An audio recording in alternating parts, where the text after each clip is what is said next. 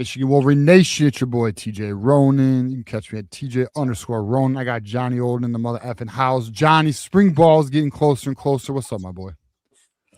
Not much. We're getting closer to some football, some actual football being practiced, and then the spring game will have something to talk about for real. Yeah, man. So we're gonna get to it. Open topic. Obviously, we got a lot to talk about. You can talk about whatever you guys want. I mean, we will definitely try to focus on Michigan today. I'll say this though. We got towards the end of the show last Thursday, and a lot of people had some great topics. So if you guys want to throw some topic ideas out there, we're all for it. This is the call-in show. For every $100, we will go an extra hour. But we're happy to be here, man. I can't wait. Ready to get the callers going. But what I will do, I'm gonna throw in the call-in link. Me and Johnny, we're gonna hit on a topic. You know, Johnny, before the show even started, we didn't even hit on it. I got a couple of something right now. I mean, I would just say, you know, look, it's March 12th. Where we at, Johnny? I mean, the spring ball starts next week. Or do we want actually know what we're doing? Why are we being disrespectful to Michigan basketball right now? Do we want to hit on that? I mean, they kind of just won the Big Ten championship. Yaxel Lanenberg did win the player of the year. Dusty May did win coach of the year by media. What do you want to talk about? You tell me, man. I mean, both, honestly.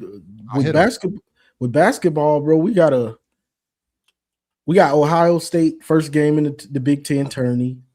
Gotta knock them out. Can't win the Big Ten regular season and then lose in the tourney because it's Ohio State. They're gonna show up for this one. Like, yeah. So that's first thing, you know. But Yaxel, Johnson, those boys, they had a great year, but the job isn't finished. You know, you cut down some nets. I've been getting my scissors ready. I've been oiling them up. We cut down one net. Yeah. We got Big Ten tourney net to cut down. Yep. Final Four net to cut down. And then national championship net to cut down. So we got three more nets to cut down, bro. We need some sharp scissors because we cut nets, Johnny. I mean, dude, like, bro. Yeah, exactly. All right. You know what, dude? I'm ashamed of myself for not even for titling this show Spring Balls in the Air. What the hell am I talking about? The Big Ten tourney's in the air, bro. What are we doing, Johnny? March Madness is in the air, man. I'm shame on TJ. But no, you're right, bro. Like, we got a big, you know. So what? Do we know what time the game is this Saturday? Let's see. Let me look it up real quick. Let's see. Is there a Big Ten bracket we can look at? Let's see. Big Ten. Of course there is. Yeah, it said 12. Pull it off for the people. Let's pull it off for the people. And I did go to we do have a Twin Peaks. I went out there and it was straight. It was straight. You know what I'm saying? A little nice. You know what I mean? Did you happen to go on a Wednesday? Did you happen to go on a Wednesday? No, it was a Sunday. I watched the Michigan State game at Twin Peaks. Dude, I went to one of my favorite spots, Art and Jake's I watched it with a viewer. Shout out to my friend Anthony. Dude, that was actually dope. Art and Jake's had a great spot for the Michigan State game. I watched that. There was a bunch of State fans, a bunch of Michigan fans. It was rowdy both ends. It was a good time, man. But no, it's dope. I'm glad you went there. Yeah, it was dope because I didn't even know about it that we had one. We just got one like last year. But it was dope because I don't like a lot of noise when I'm watching. Me either. My age now, I guess, I just don't like a lot of noise now. So when I went in there, it was loud, and then I saw nobody was on the patio, and they had TV. So I had the patio to myself out there, you know. So it was great. Oh no shit! Oh, that's dope, man. Yeah, I mean, to be honest, my two favorite spots to watch any sport. So like, I'm big on that. I'd rather watch a game at home, bro. I'm not big on the going places all the time, but if I'm gonna go watch a sport event, I go to either Twin Peaks, shout out Twin Peaks, or Art and Jake's, which is that's actually my favorite restaurant. But yeah, no, I 100% agree with you. Both those are fire spots. Like, I like to go to if I go to a game, if I go to watch a sporting event, it's like typically like not a team I'm repping. Like, I want to go see Monday Night Football, or if I want to go see an MMA fight, or if I want to go, you know what I mean? That's typically when although I did, you know, for Michigan State game, Michigan State game, I did go. Not common. And I feel the same way because I'm invested. And then you have random people that aren't invested, and they just see you're rooting for Michigan, so they'll just root against the opponent and stuff like that. Like, bro, I don't got time for that stuff. Yeah, and not only that, man, like I want to hear what's going on. Like even if they have it on the speaker, it's not the same, dude. And like Yeah. I don't know. I lock in. Like, and not only that, I'm one of those people, especially football. I'm standing. I stand up. I get close to the TV on 3rd and 1s. You know what I mean? Like I'm Yeah, I'm locked in. standing up, pacing, yelling. Yeah, Yeah. I'm acting like I'm at the damn stadium sometimes, you know what I mean? Like, especially like Lions, Michigan, I get like that, you know. But yeah, for sure, bro, for sure. All right, so yeah, dude, like look, so we got the tournament in front of us. We got and again, guys, open topic. So our game is at 11. Is it really at 11 a.m., bro? Are they doing this to us? What kind of shit is that? Yeah, we got an early game. The fuck is that, bro? 11 a.m. I got shit to do. I got shit to do tomorrow, Johnny. Disrespectful. We should have the night game. Why does the number 1 seed have the 11 a.m. game? Yeah, I'll be at work. I'll be at work. The fuck, man? That just frustrates me now. Let's give a shout out here to JG King in the house. Thank you, brother. Gifted 5 memberships. Big time. We appreciate it, man. Welcome to the community for those who got the memberships. Really, really appreciate it, JG.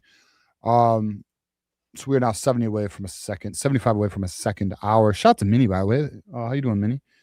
Oh, is that Central Time? Why the fuck is it in Central Time? No one lives in Central.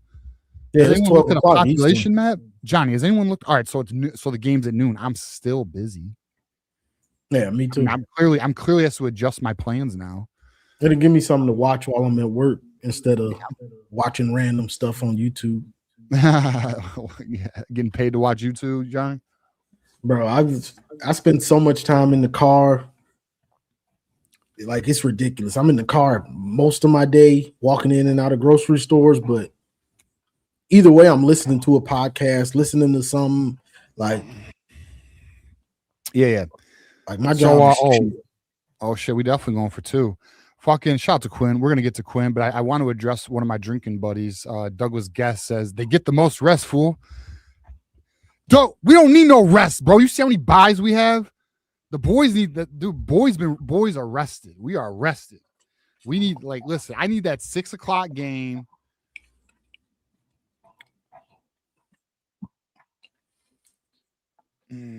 Actually, what am I talking about? All right, I'm tripping my ass off, Johnny. This is Friday. Why did I think today's Friday, Johnny? Yeah, today's Thursday. That's why I said I'll be at work. Today is 100% Thursday. Why was I thinking this game was Saturday? I'm tripping. All right, so I apologize. I need to apologize to everyone right now. I miss, we had a bye week. I haven't been tapped in, or a bye week. We've had some bye games. I have not been tapped into the tournament because I've just been waiting to see, when we play, or, who do we play? All right, this game's Friday. I don't care. I'll be working. I mean, I'll be home. I'll be here. So I will. We're watching the game. No problem. All right, we're good. Never mind. I was overreacting. We good. But something that I think Dusty needs to fine tune before the actual tournament, NCAA tournament, is some of these lineups. He's got to fine tune some of these lineups with our going against our opponent, because sometimes Mara, he's a good rim protector, but when you've got athletic guys that are on the outside and can do things, he's too slow-footed. You know what I'm saying? So sometimes you got to, and I've seen him do it more often lately, but that's something big to watch, because it can be a weakness if you've got athletic bigs he's going against. Yeah, I'm gonna give a shout out to Chris Ballas here.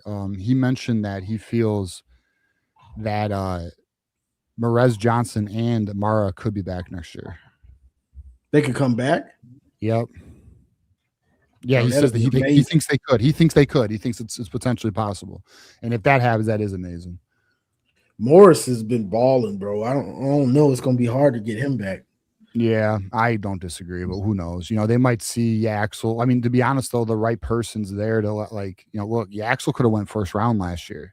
He came back to Michigan to get polished and get his game better. He definitely did. Now he's gonna be a lottery pick. I mean, I've seen some projections where he'll be a lottery pick. Yeah, he definitely did raise his stock this year for sure. Yeah. Yeah, it's wild. All right. All right. So let's talk about so how we feel. All right, so let's look at our path here, right? Let's take a look. Let's take a look at this. So Ohio State, we already know the deal. Quinn already told you it's fuck Ohio State. Does anyone think we're losing Ohio State? No. No. I answered for you. We're not losing Ohio State. Put money on it. Then we got Wisconsin or Illinois. I mean, look, Wisconsin, unfortunately, we got our loss from them, but many of us would agree the refs were on some shady shit, in my opinion. I mean, we all know those calls at the end were not, in my opinion, the best calls, especially the offensive goaltending wasn't offensive goaltending was crap. It was almost like the Trey Burke block. And then, I mean, maybe not that extreme, but you get it. All right, so then we just got to get through Illinois or Wisconsin, and then dude, wouldn't it be something to play little brother in the championship? That wouldn't surprise me. They got a good team. Oh my god, dude! If we play Michigan State in the championship, those sons of bitches, bro. Those crybaby. Did you see Tom Izzo's comments? I know you did, Johnny. What did he say? I didn't. I glanced. I saw it, but I glanced right by it. Let me find it. Johnny. The people need to see this. The people. Crybaby Izzo, bro. You know what I might be able to do if I type this? Let me see. He crying about Jeremy Fears again? Nah, he's crying about losing. Well, did you see what he said about Jeremy Fears? What did he say? Man, we got a lot to talk about now, Johnny. All right, let me show this Tom Izzo clip here for oh shit, my bad. Wrong button.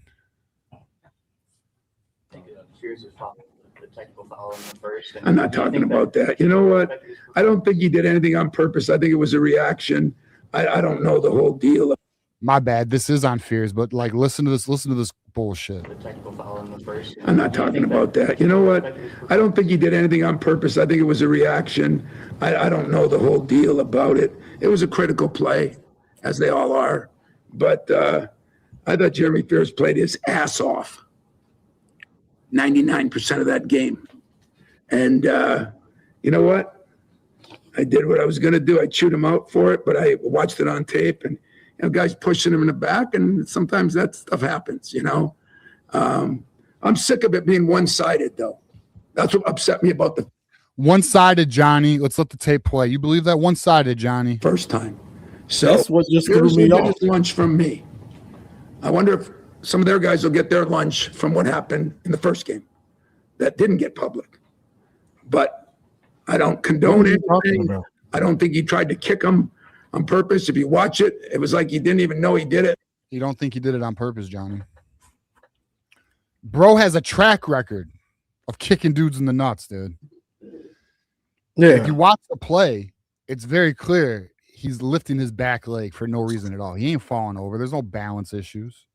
Yeah, he's always kicking and he flops. And that's you can tell he's played like that for so long that's part of his natural game.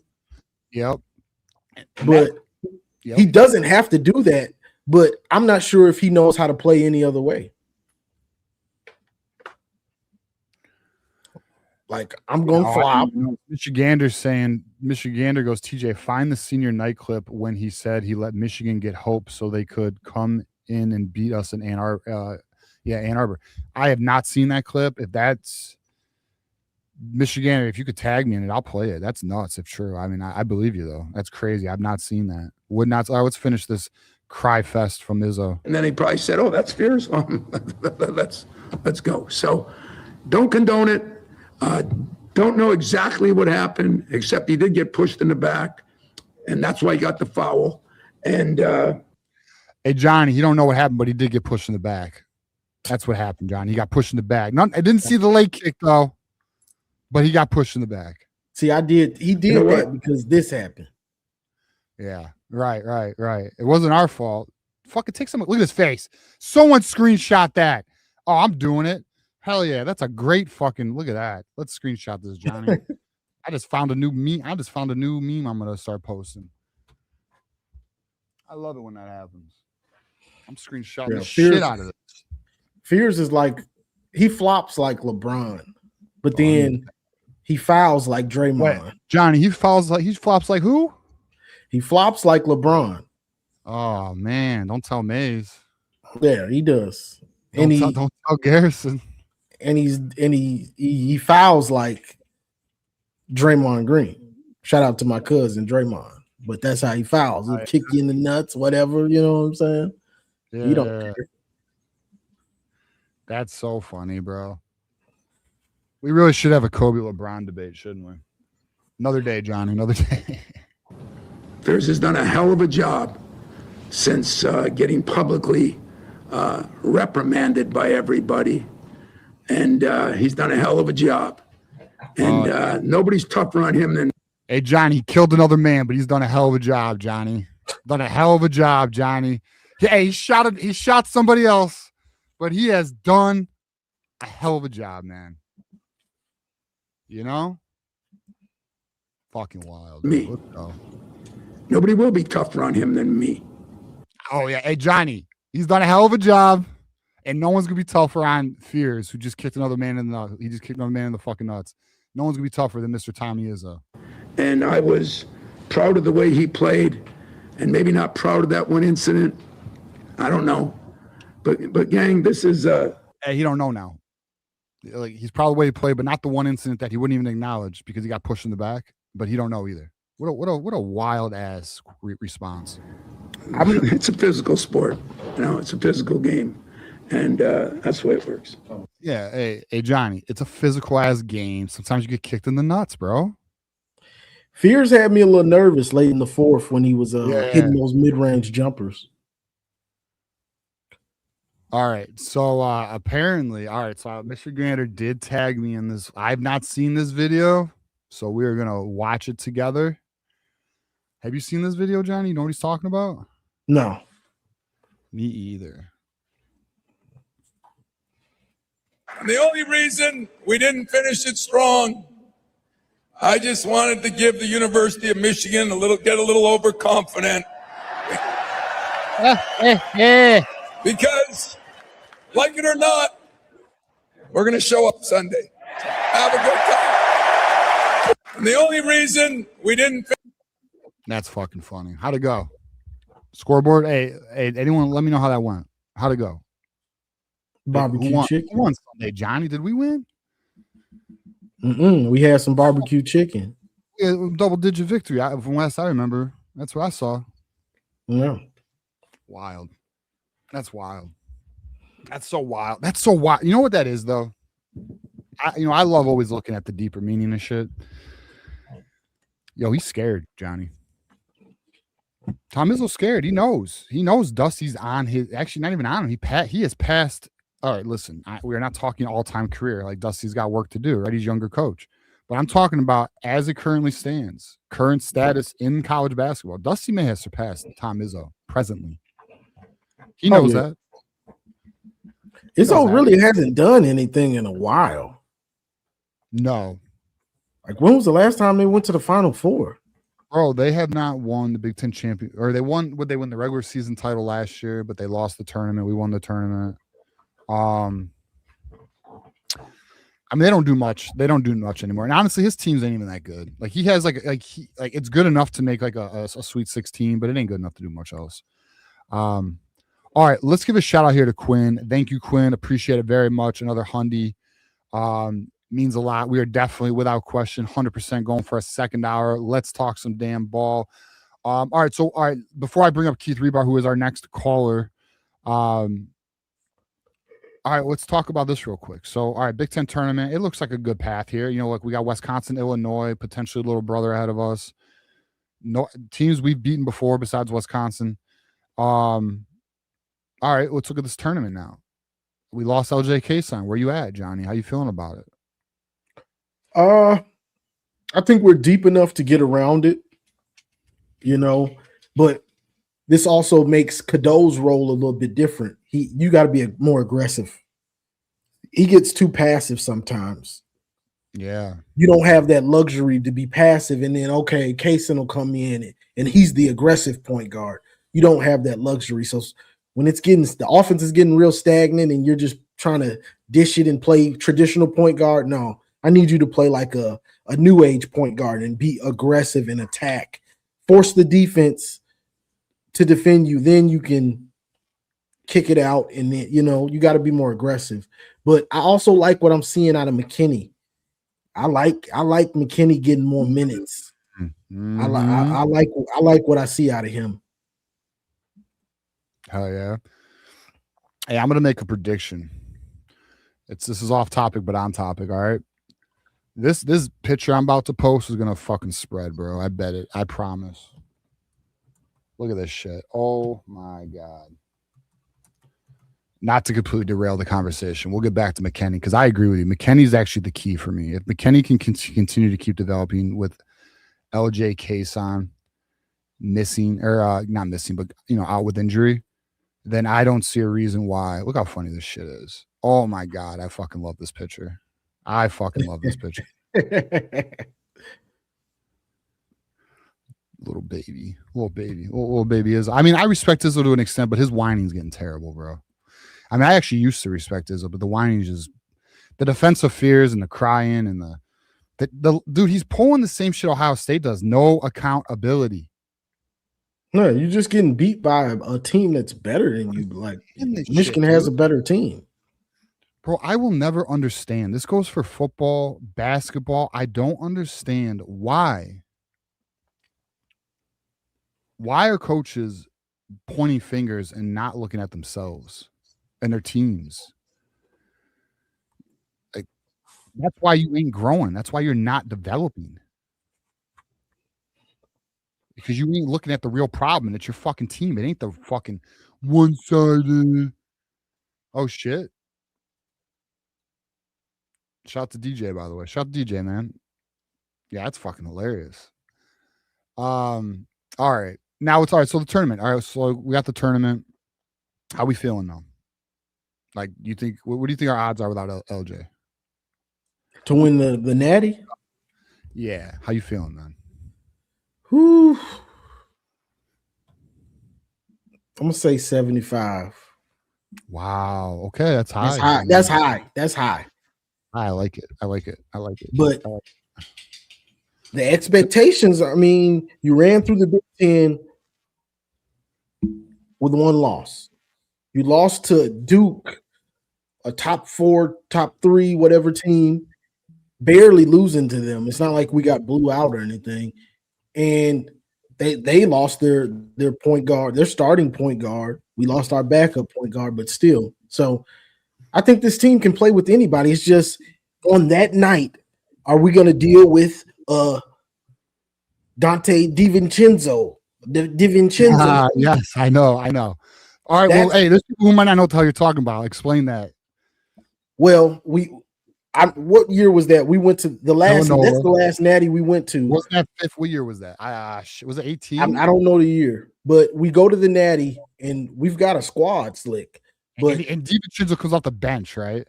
Off the bench and hits like 8 threes or something. It was 18. It was 2018, dude. Oh my! He was unconscious, bro. 62. Oh my god, you son of a bitch! Whenever I see him play in the NBA, I'm like, "Fuck you, bro." Yeah, and so that's that's my worry is we play somebody that just gets hot and we're not hot that game. You get what I'm saying? That's my real worry. Somebody just gets hot, we're not hot.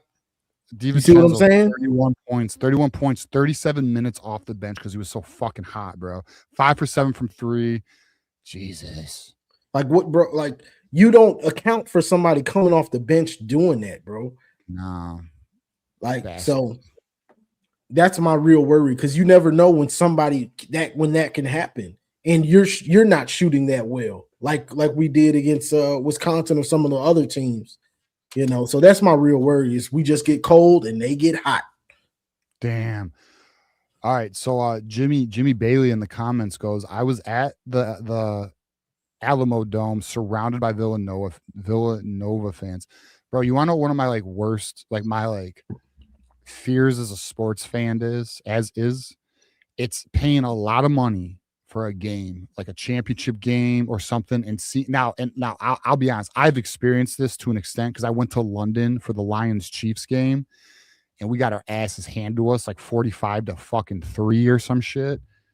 But it wasn't like a championship game. You know what I mean? It was just a regular season game. And I went to Europe. It was a good time. Like the game was just an extra thing, right? Went to Amsterdam, had some fun. But London was fun. It was all good. Belgium was fun.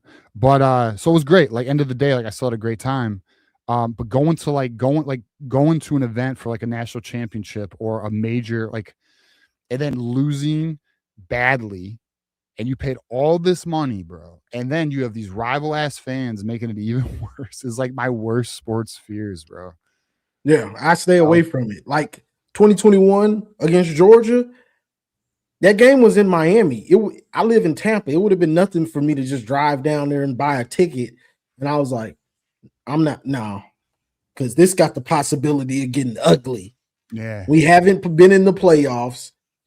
This Georgia team is loaded. Yeah. I'm not. Yeah. Nope. Yeah, Nope. yeah, exactly. That would have been a good one. Like I couldn't imagine going, like, for example, like everyone remembers, even if you're not a Lions fan, the NFC Championship game where the Lions choked that shit away. If I was at that game, I would have been fucked up, bro. Like I would have been in the worst mood watching my team blow their Super Bowl chance in the fourth quarter. Oh, that'd be so nasty. Can't do it. I can't do it.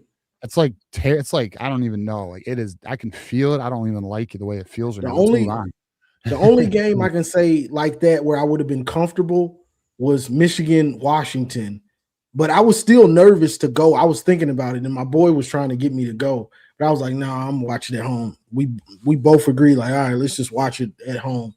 But I was pretty confident Michigan was going to win, but you still never know. Like, I almost need a guarantee that we about to win this game, bro. Like, I need a guarantee.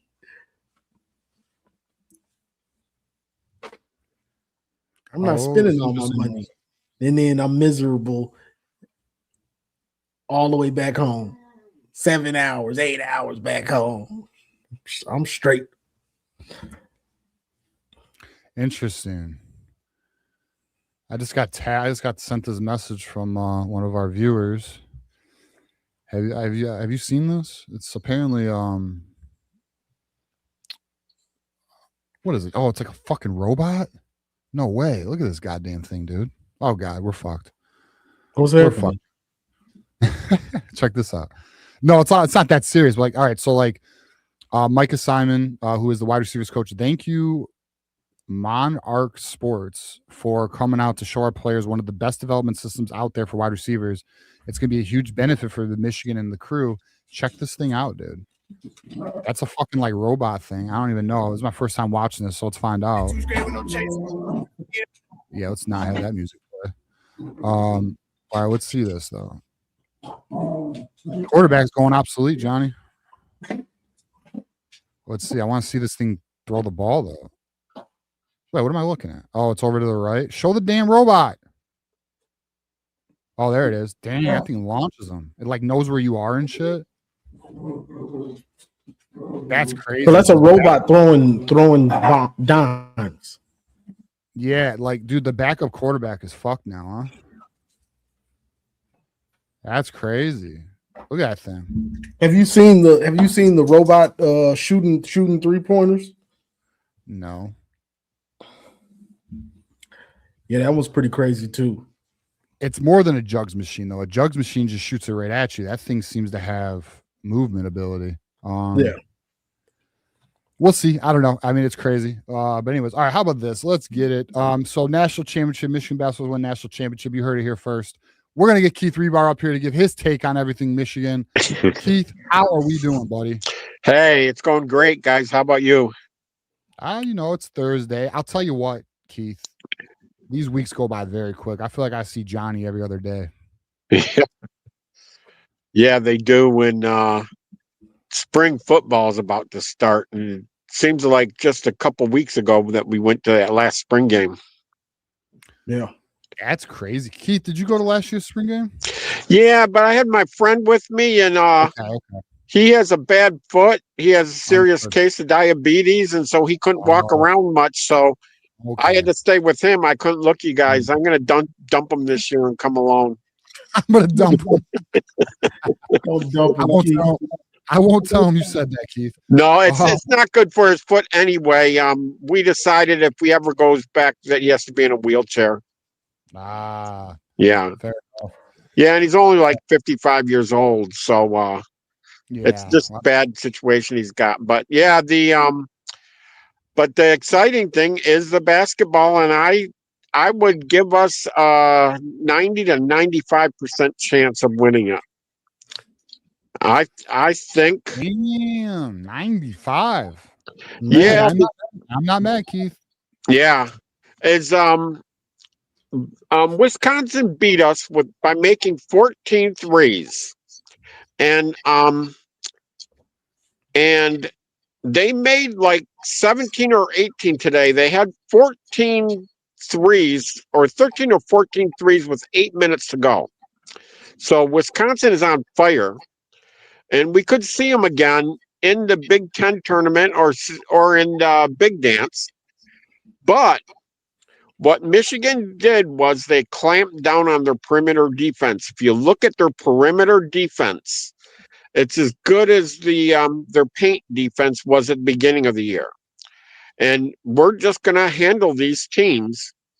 And we lost to Duke, but we had a few players go real cold that day. And if we go cold, we're going to lose. But if we bring our A game and we shoot the ball well, nobody can beat us. And Michigan is one of the few teams that can go cold and still be in the game. Like some of the games that we went cold, other teams would have lost those games, but we still fought through and won most of them when we did get cold like that. Yeah. And one or two go cold. The last game, Elliott started out with an air ball, and so he was just shy to shoot the rest of the day. I think he had 1 bucket, 3 points for the whole day, but he just had the feeling this isn't my day, so he didn't shoot. But we can have 1 or 2 guys be cold, but then, like you say, backup guard 5-star, help me. Trey McKinney. Yeah, Trey McKinney will come in and he'll score 18 points for us. Yeah. So yeah, I think we got a really good shot at this, and Vegas is also we're leading the Vegas odds by a good bit, I think. How crazy is it? Michigan, I'm going to pull up the Vegas odds right now. How crazy is it? We'll pull up the FanDuel Sportsbook odds as they are a sponsor of the channel. How crazy is it though? We lose the best backup point guard in the nation, Johnny, and we still are the favorites to win this thing. Isn't that crazy? It's loaded. Just speaks to Dusty May building this team, the depth that it has. Yeah, but like Johnny said, they lost their starting point guard, Duke. Duke was second the whole way, and they probably stepped back even further with the loss of whoever their point guard was. Why don't they have Big Ten championship odds on here? What the fuck is that shit? I want to see where they got Michigan. Because the players don't care that much. When Iowa lost today, they lost on the last second 3-point attempt. They didn't miss. They would have tied it up, and they were laughing and smiling when they walked off the floor. The players don't care if they win or lose in the championship game. It's just in the big B1G championship, it means nothing to a lot of players. The team that wins it means a lot to, but everybody else, it's not a big deal to. And I don't think Vegas wants to touch those when they know the players don't care about it. Yeah. I think it is. It's for a few teams. A team like Michigan, where you just want to keep playing better and better going into the tournament. You've had an amazing year, and then teams that haven't been playing that well and want to try to get that momentum, win the Big Ten tournament, and now we're going into the NCAA tournament with some momentum. Yeah, like Wisconsin, I think they lost 4 of 6 or 3 of 5 or something, 3 and 5 in the last games. And so they get in a tournament and they think this is time for it to get our game right, Exactly. and it's going to be a hot team like that wins this B1 championship. I just don't know. I'm hoping Michigan can do it. I'd like to see us win all 3, the regular season, the B1G, and the big dance too. Yeah, I'd like to sweep them all. That's why I was telling TJ we cutting nets. We got 3 more nets to cut. So we knock one out. We got Big Ten tournament. We got Final Four, and we got national championship net. Let's get it. TJ Scissors Hands. Got him, bro. We're ready to cut the nets. Hey, Johnny, after Keith, you could stick around if you want. I got a Keith. How about this? What else did you want to hit on? I want to bring up this article by Mason Brew. I want to read with everybody about Warde Manuel and the Chris Parker. Go ahead, bring it up. I'll hang. I want to talk more about Izzo, but let's hear what you got. Marmar, you're next. We'll get you up here in a little bit, all right, buddy? And then we got open lines after that. If anyone wants to call in, talk some ball, talk some shit, call Tom Izzo a baby. We're all here for it. All right, we got this article, which is interesting, written by Trevor Woods of Mason Brew. Shout out to Mason Brew. Von Lozon is a friend of the channel. He runs Mason Brew. All right, so it's essentially Chris Partridge's lawsuit versus Michigan shows Warde Manuel's incompetence. Can you believe it, Johnny? Warde Manuel's incompetence. Is that possible?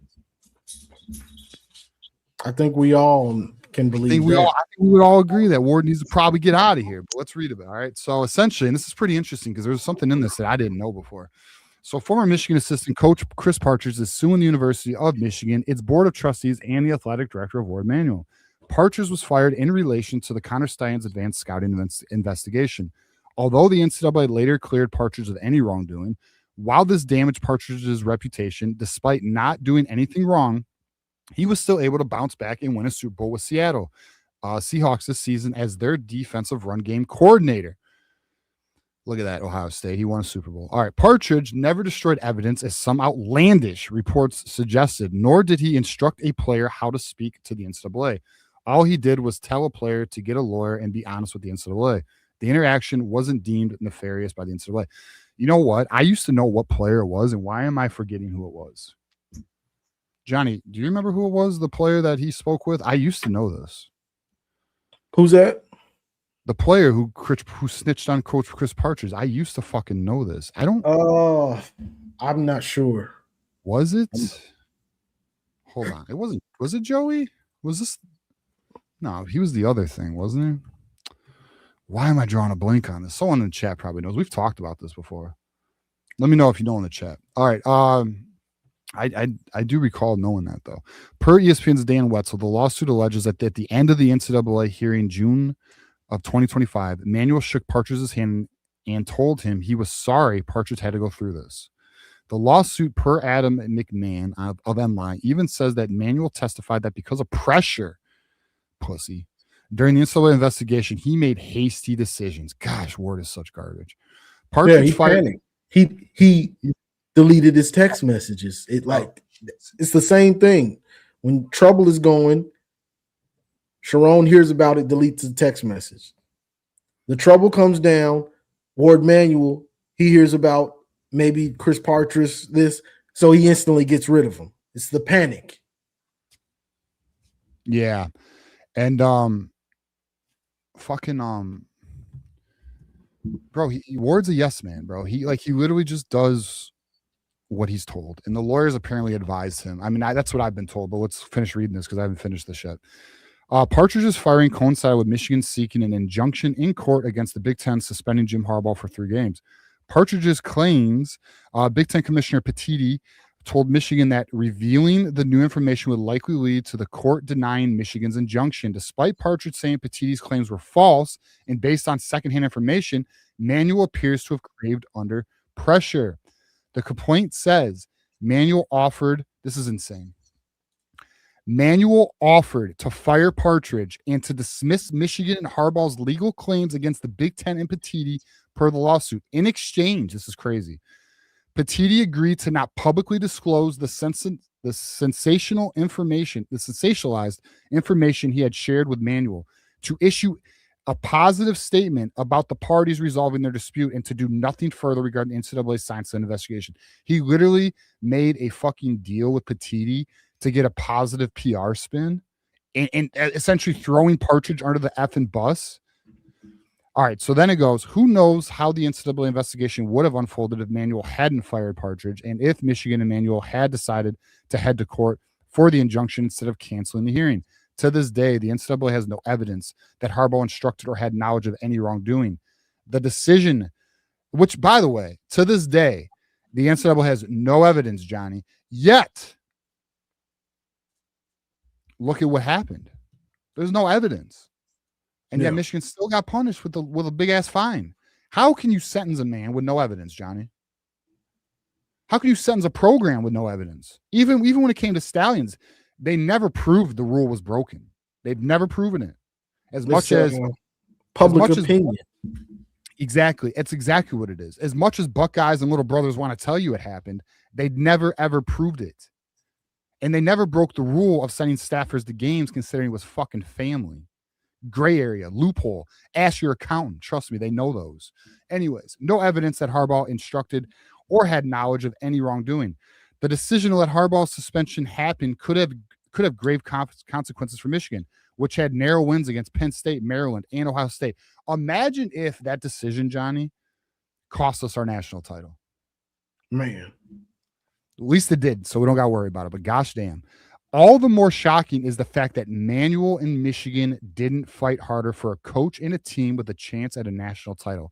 Somehow, Michigan defied the odds, went 15-0, wish your own more, by the way, and won a national championship. Unfortunately, Partridge, who's a damn good coach, I wish was still here, was fired and then wasn't a part of the silver lining that was the championship. Partridge's firing and Michigan dropping the injunction against the Big Ten looked like no more than a bad deal on the part of Manuel and others in charge. They backed down when needed to stick their neck out. And if Partridge's allegations proved to be true, it shows another example of poor leadership and bad decisions making by Warde. It seems like Warde Manuel has acknowledged his errors of Partridge, which seems like an important tidbit in this lawsuit. Jesus, how's this guy? Go on. So was Chris Partridge, when was he fired? Was it midway through 2023? No, it was the end of November when they started investigating the players, or it was in November. So it was before the playoffs. Yeah, it was before the playoffs. It was before. Yeah, they fired Chris Partridge like fucking like the week of and then Nick Saban brought him on as a consultant. No, he brought on the other linebacker coach. The one that was before Partridge. And what was his name? I never liked him. I think it was damn it. I don't remember. Actually, I could find out. I think it was the 2022 Michigan linebacker coach.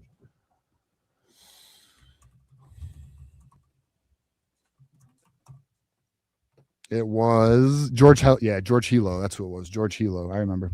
Okay. It's just crazy, bro. You know, like, damn, man. Panic, bro. It's like when you've been it's like if you do a lot of illegal stuff, and even if you don't have anything, you see the police, you're liable to run just because. You're liable to run. So all this stuff dropped, and a lot of these dudes just panicked. You know, they just panicked. Like, it's kind of human. It's human nature to do that stuff. Fight or flight, my friend. Yeah, fight or flight, and they're flight. Like, you've got a lot of pressure on you. You know, you got a lot of people under you, and so he's flight. They fire him, let him go. You know, so I get it. You know. Yeah, wild. Wow. Anyways, all right. Well, that's that. That is definitely a topic to be had. But we'll bring Keith back up here. But guys, we got no callers. So this is what we went through last Thursday, Johnny. Like, and I'll tell you right now, the views are a bit down. And why? Well, we are in the off season, son, and people are their minds elsewhere, and that's okay. I mean, that's Yeah. okay. We understand. OSU practicing right now. We still gotta wait. Yeah, practice ain't even happening and shit. Recruiting's still kind of but we got, what's fun, what's crazy, Johnny? The lack of love Michigan basketball gets. Yeah. The fans just do it like that, bro. And that's another reason why we need to get this Natty, because we've been close with Trey Burke and them, which we got. Louisville vacated that championship. Yeah, I know. And it was a block. I know. And then we got close against Villanova, like we just talked about. We got to win this Natty, bro. Like, we have to win one. Right. We got to start establishing not start. We need to continue building our program's prestige. Michigan we know what's crazy too, is Michigan is without doubt 100% a top 15, potentially top 10 all-time basketball program, and it does not, and our fans don't treat it like that. It doesn't have, but college basketball in itself, really, there's only a few schools that really embrace their college basketball teams. Yeah, most of them don't have good football teams. Duke, that's right. UNC, Kansas, even North Carolina, UCLA. Yeah, right. Kentucky, Indiana. Right. These are non-football schools, but Michigan wins at everything. It is what it is, right? But we only have one Natty in basketball. Is it only one? Crazy. 89 is our only Natty. I know, and it's so Glenn crazy. Rice. It's crazy. The thing is, it's funny to me about college basketball is you really get a big pat on the back for making the Final Four. Like, you hang a banner for Final Fours. I know, dude. That is crazy to me. I've always felt like that was kind of crazy. I mean, I know it's hard to get to a Final Four, but you didn't win a Natty, dude. Like, what are we? No. And that's why a dude like Izzo is he was going to Final Fours a lot back then. Yeah, you're right. Izzo only won. Damn. I thought I knew. How did I not remember that? He won with the Flintstones. That's crazy. Yeah, that was 2000, wasn't it? 2000. That's the last Big Ten championship. Natty. Okay. 2000. Yeah. So he built up a lot of prestige, or whatever you want to call it, by just going to Final Fours. Like, he did, but he's losing it now. Remember the old Florida State coach, Bobby? I can't remember his last name. Football coach. Bobby Bowden? Bowden, yeah, Bobby Bowden. He started defending one of his receivers when his receiver was getting in legal trouble. And he kept saying, it's not his fault. They're ganging up on him. They just hate us because they can't be us. And he just went down. He crashed right after that. 2 or 3 years later, he was out of a job. And I think that's where Izzo is going. Izzo, 10 years ago, would put fears in his place and say, Michigan State basketball won't tolerate that kind of play. And he would have suspended him for a month himself. But in his senility, he just can't see the forest through the trees. He just sees the tree and says, hey, I like this tree. I like this guy. I'm going to stand by him no matter what. And it's self-defeating. And I think that's the problem. That's the problem with it when you have a coach that's gotten to that age. Like you said, Bobby Bowden, Izzo. We even saw it with Nick Saban at the end, where they say he wasn't getting on the players like that anymore. And Bobby Knight. And Bobby Knight. Yeah, and you have to have that fire to hold those dudes accountable. That's what turns them into great players, is that you're holding them accountable, not just on the big things, but the little things. In-game practice, film room.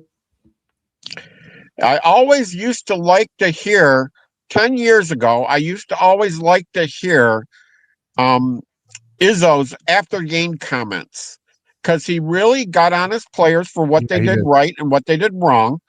And there was very little coach speak. You really saw a good professional analysis of what his team just did on the floor that day. But I can't say that anymore. It's like you say, there's a lot of crying. He's crying about everything. He's crying about the crowd. Can't call him little brother anymore. Yeah, we're not nobody's little brother. Yeah. What are you talking about? What are you talking You'll about? always be the little brother. Like, come on. Talking about little bro. Come on. See, whenever they say I'm not little bro anymore, they just become little bro more. You ever see those clips of those babies? It's like, I'm not a baby. You ever see those clips? I'm not a baby. All right, little baby. Yeah. Like, I wouldn't even acknowledge that stuff. Like, well, you can tell here's the reality though. They are, I mean, it's so, but like Mike Hart, it was so accurate. It was so accurate. You know, like they literally give off the littlest of brother vibes, bro. Like they always root for the other team to like what was it? The Nebraska coach who won Big Ten championship media or coaches or coaches voted for or whatever. Yeah. You see, you got Michigan State fans rooting for that because we lost. You know, like I'll be real with you. I'm not sure I'd root for a fucking Nebraska team if Ohio State coach lost. You know what I mean? Like I don't know. Where TJ, where's Garrison been at on this Michigan State team? I know he a Michigan State fan. Hey, where's Garrison been at, man? Hey, you want to know something wild though? Lions just signed Isaiah Pacheco. Him and Garrison sound identical. Check this out. I can play this video. Tell me this does not sound like Garrison, bro. Tell me it does not. I actually tagged Garrison too because it fucking sounds just like his ass. Where is it? Yeah, hold up. All right, I need audience. Let me know. Is TJ crazy? Does this not sound like fucking Garrison? The beginning I don't want to play because he's yelling. But here, listen. There was a lot of teams that I had 8 opportunities. Not fucking Garrison, bro. I'd swear that play was it Garrett. again, bro. Yep. Play it again. Dog. I was like, when I heard this, I was like, who the is this fucking Garrison right now? Had 8 opportunities to go to different teams. Kansas City was one of them. Once they made that move, I know that I had to look forward to opening up the doors to going somewhere else. And this was the first place I thought of. Dude, bro, my father's a Leo. He's a Lion. That's eerie. That's eerie. It's like Like, same name, the same tone and everything, bro. It's so fun.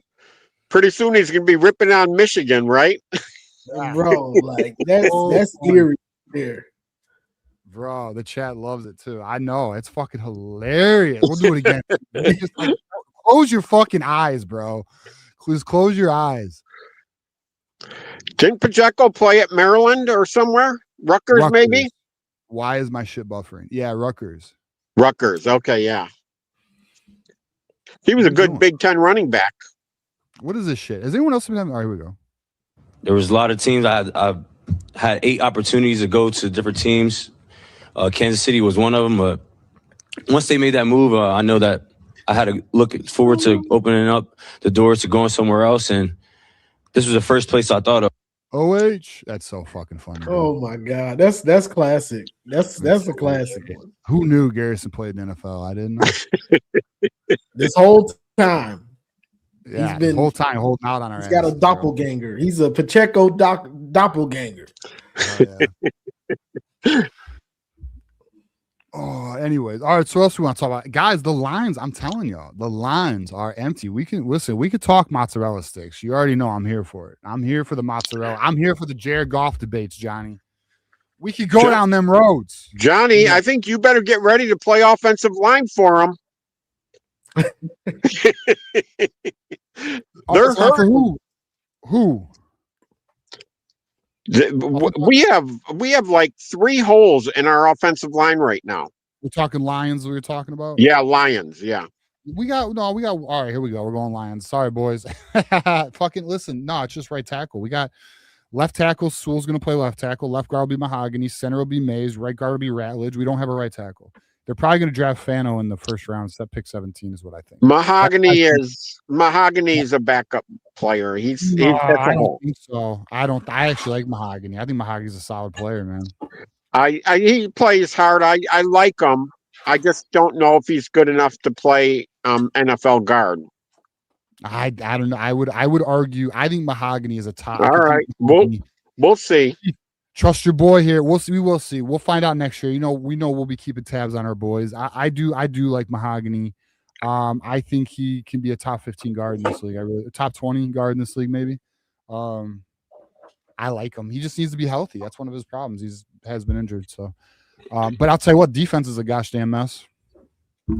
Yep. Yeah, I'm gonna make an announcement right here. Even if you're not a Lions fan, just hear me out here. Kirby Joseph's career is over. It just isn't public yet, and it's not like, oh, TJ heard this. No, I didn't hear shit. I just know injuries. He's fucked. He's fucked, bro. He's fucked. Yeah, the medical reports on him are absolutely horrible. They say there's no cartilage left in his knee, and if there is, you can't walk with no cartilage, let alone play football. Well, there's like parts of his knee where the cartilage is bone on bone, and like he's trying to play through it. It's done. It's done. It will not happen. Like, it sucks because he was literally. This is gonna sound hyperbolic, but it's not. He was on pace to be one of the greatest safeties to ever play the fucking game. He had more interceptions than any other safety. At his rate, he led the league in interceptions since 22. The kid he was going to be very special, all pro level. Yeah. And then Brian Branch, let's talk about it. Achilles. Listen, we're dealing with that with John Henry Daly right now. Everyone knows my opinion on that. We lost Anzalone. I'm sorry. I am sorry. I'm sorry. I know. Listen, I'm sad too. It bums me out. We had a generational safety duo, and it is like fucked right now. Yeah. Fuck. Yeah, we should have one of the most explosive offenses again, though. If we can find somebody to play line, because we finished third in points last year. Yeah, no, listen, the offense should still be very good. We do need a right tackle solution, but defense is what I'm worried about right now. I mean, Ayla McNeil, like, can we talk about, like, all right, gosh, I feel bad it's a Michigan pod, but hopefully you guys are some Lions fans. You just like talking ball. But I really probably should do a Lions pod, to be honest with you. But because I love them just as much as Michigan, I really do.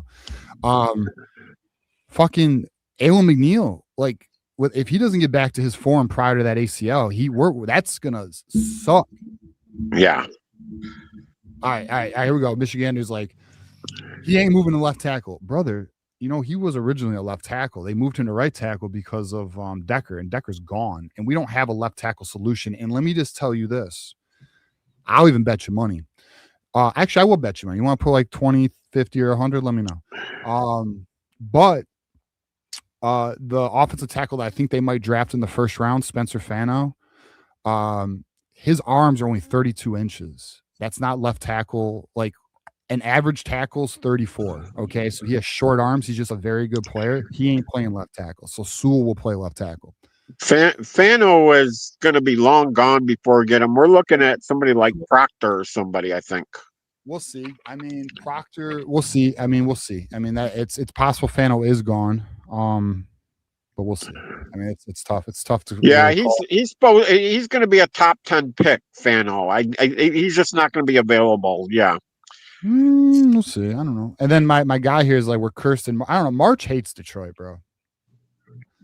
You got the Larkin injury that's messed up. Red Wings blowing leads in the third period. You got the Pistons playing like shit all of a sudden. We ran the league all year.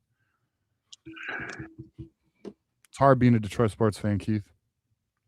Yeah, but there's a lot of good news. I mean, I think the Pistons are still leading the East, right?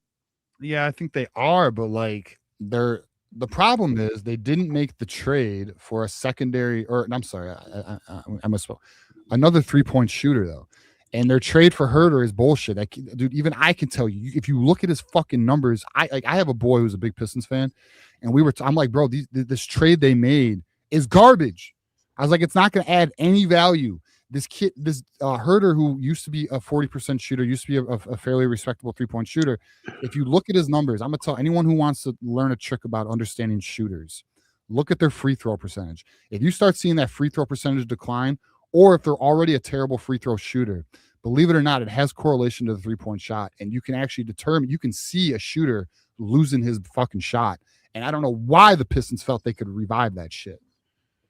pisses me off. Anyways, sorry. I get frustrated, John. I hate seeing my teams do dumb shit. Yeah, I don't know.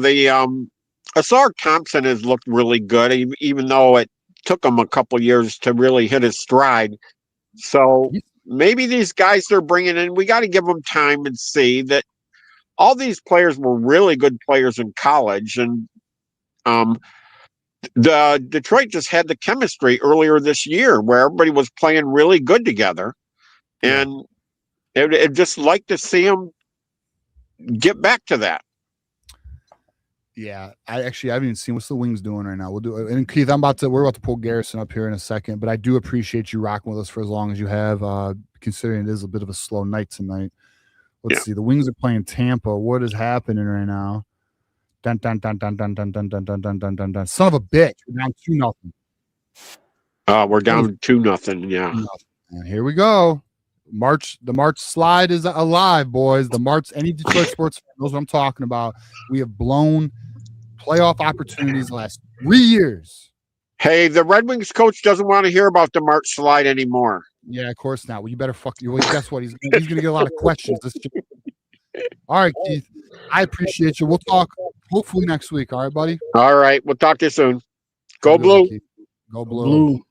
I swear to goodness, Johnny. Speaking on NBA. Yeah, let me ask you, who's your team, Johnny? Who's your NBA team? I don't really have an NBA team, honestly. No, I really don't. I haven't had an NBA team that I really liked in a while. I'll root for the Pistons sometimes. If it's, I'm kind of a bandwagon because I grew up in Michigan. Of course, if they win, I'm going to love them, but I don't follow them. Like the NBA doesn't draw me in like that. Dude, Johnny, you know what's crazy is I love like when I was in school, bro, I was the kid who watched all 82 games. You know what I mean? Yeah. Like I would do my homework and watch my teams. I'd watch the Red Wings, I'd watch the Pistons, or if I didn't have hockey or practice or sports or whatever, that's what I would do. And fucking bro, the NBA product today does suck. And it you know what sucks? You know what the worst part is about it, Johnny? The people that defend that shit. Because they're the problem. They defend it with their heart, bro. And they act like oh, it's because you like the old way. You're a hater. Like, shut up. No, you're a dumbass. You don't know any fucking better. Sit the fuck down, bro. Like, honestly, the product is shit. You accept it because you don't know any better. And then the other thing too, and Garrison's actually about to be up here, so it should be fun. The whole LeBron era fucking killed the league, dude. The whole buddy LeBron James, Kevin Durant, soft as fuck, jumping team shit, flopping ass, foul baiting ass bullshit, killed the league, and nobody wants to call that shit. Ridiculous. Anyways, and what's your thoughts on that before we pull up Garrison, Johnny? You agree with that? Yeah. Yeah. Yeah, he did. I mean, because this is the thing. The NBA, you had Magic, Bird, they saved the league, obviously. That's right. And let's hit on that. It was competition.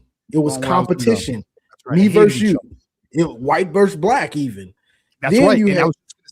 Well, I'm not to cut you off, Johnny, because now we're all right, good. We're gonna go down this fucking road. I don't give a shit. So, look, to your point, and then what were they known for, Johnny? Shit talking. Has anyone ever heard a Larry Bird shit talking story? It's epic. They say he's the best. Yeah, like he was talking mad shit. If you put a white guard on him, he was disrespected, bro. And he was calling the whole fucking team out. Like, don't disrespect me. Like, Larry Bird was a dog, bro. And then you have the MJ who was like, fuck everybody. He found reasons to hate you. You know, I find reasons wrong. Yeah, all of these dudes in that era, it was about beating each other.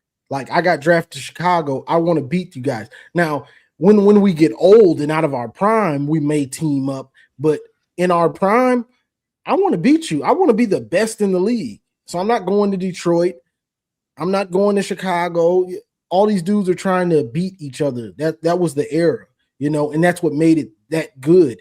Because you'd have these rivalries, and then they'd meet up in the playoffs. Like, okay, I'm going to see you again. I'm going to see you again. Then you fast forward to 2016 when you have OKC losing to Golden State, losing a 3-1 lead. Yeah. Durant doesn't say, I'm coming back to beat them. I'm coming back and we're going to see y'all in the playoffs next year. He says, I'm going to go play with the team that just came back from a 3-1 lead. How It's wild. crazy. And I want to keep going through the timeline of the NBA. Then we'll get Garrison up here because I'm sure he's got some takes on it as well.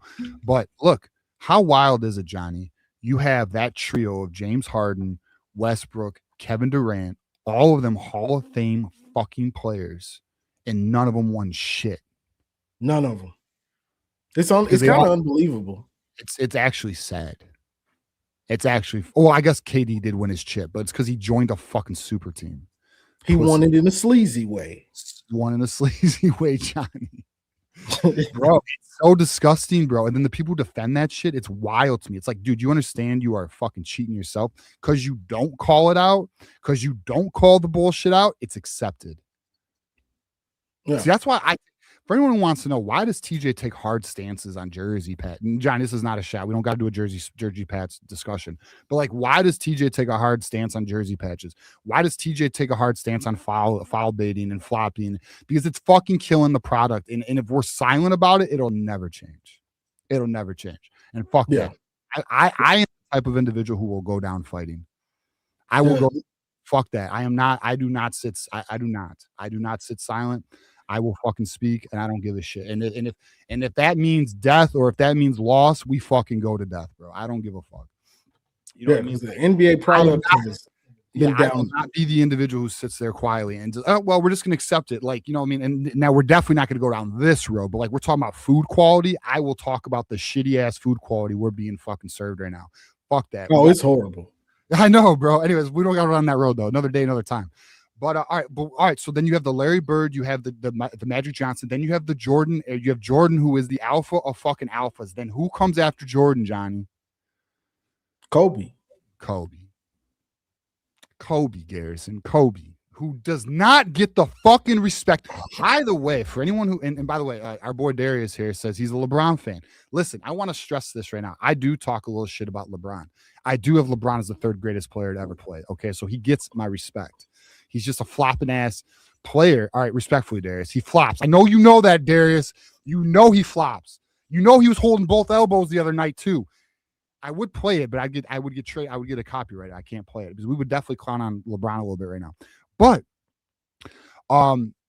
bro, LeBron, listen.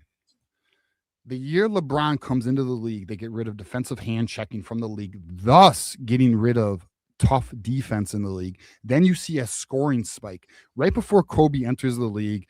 Scoring starts to trickle down because defense is starting to become a thing. Like defense is actually a major part of the game in the NBA in the mid to late 90s into the 2000s. Then they get rid of defensive hand checking because of the Pistons, by the way, and LeBron James, their fucking GOAT that they made the GOAT before he ever even fucking touched the court. And I'll also give you my LeBron James conspiracy theory, and I'm pretty sure I'm fucking right. But anyways, we'll get to that later. And then I'm actually quite confident I'm correct on my conspiracy theory about LeBron James. But then and honestly, and anyone can check me on it. I have no problem debating. You guys want to debate, we could debate. And if you disagree, that's cool too. Okay, so then you see this high ass spike in scoring. Actually, if I can find it, I don't know if I'll be able to find it though. And now we're averaging 115 points a game, Johnny. When in the Kobe era, we were down to 96, 95 points a game. And then people want to get mad at Kobe because he's the fourth highest scorer of all time and he's not a GOAT. People want to say Kobe's not a GOAT, Johnny. You had who's it? Mark D'Antoni brought the analytics and this kind of small ballish 3-point game, and then also right behind that, Steph Curry comes. So now you got analytics and you got the elevation of the 3 ball. Well, and now here's what blows my mind, Johnny. Listen, Michael Jordan had seasons of 28 or 22.8% 3-point shooting or worse. It was not a part of the game like that. And then people want to act like if it was that Kobe and MJ would not have the sickest fucking 3-point shot. It just wasn't a part of their game. Their game was mid-range, driving the lane, footwork, pivots, all that, fadeaways. They were the tacticians of the fucking league, bro. Like they were the prototype.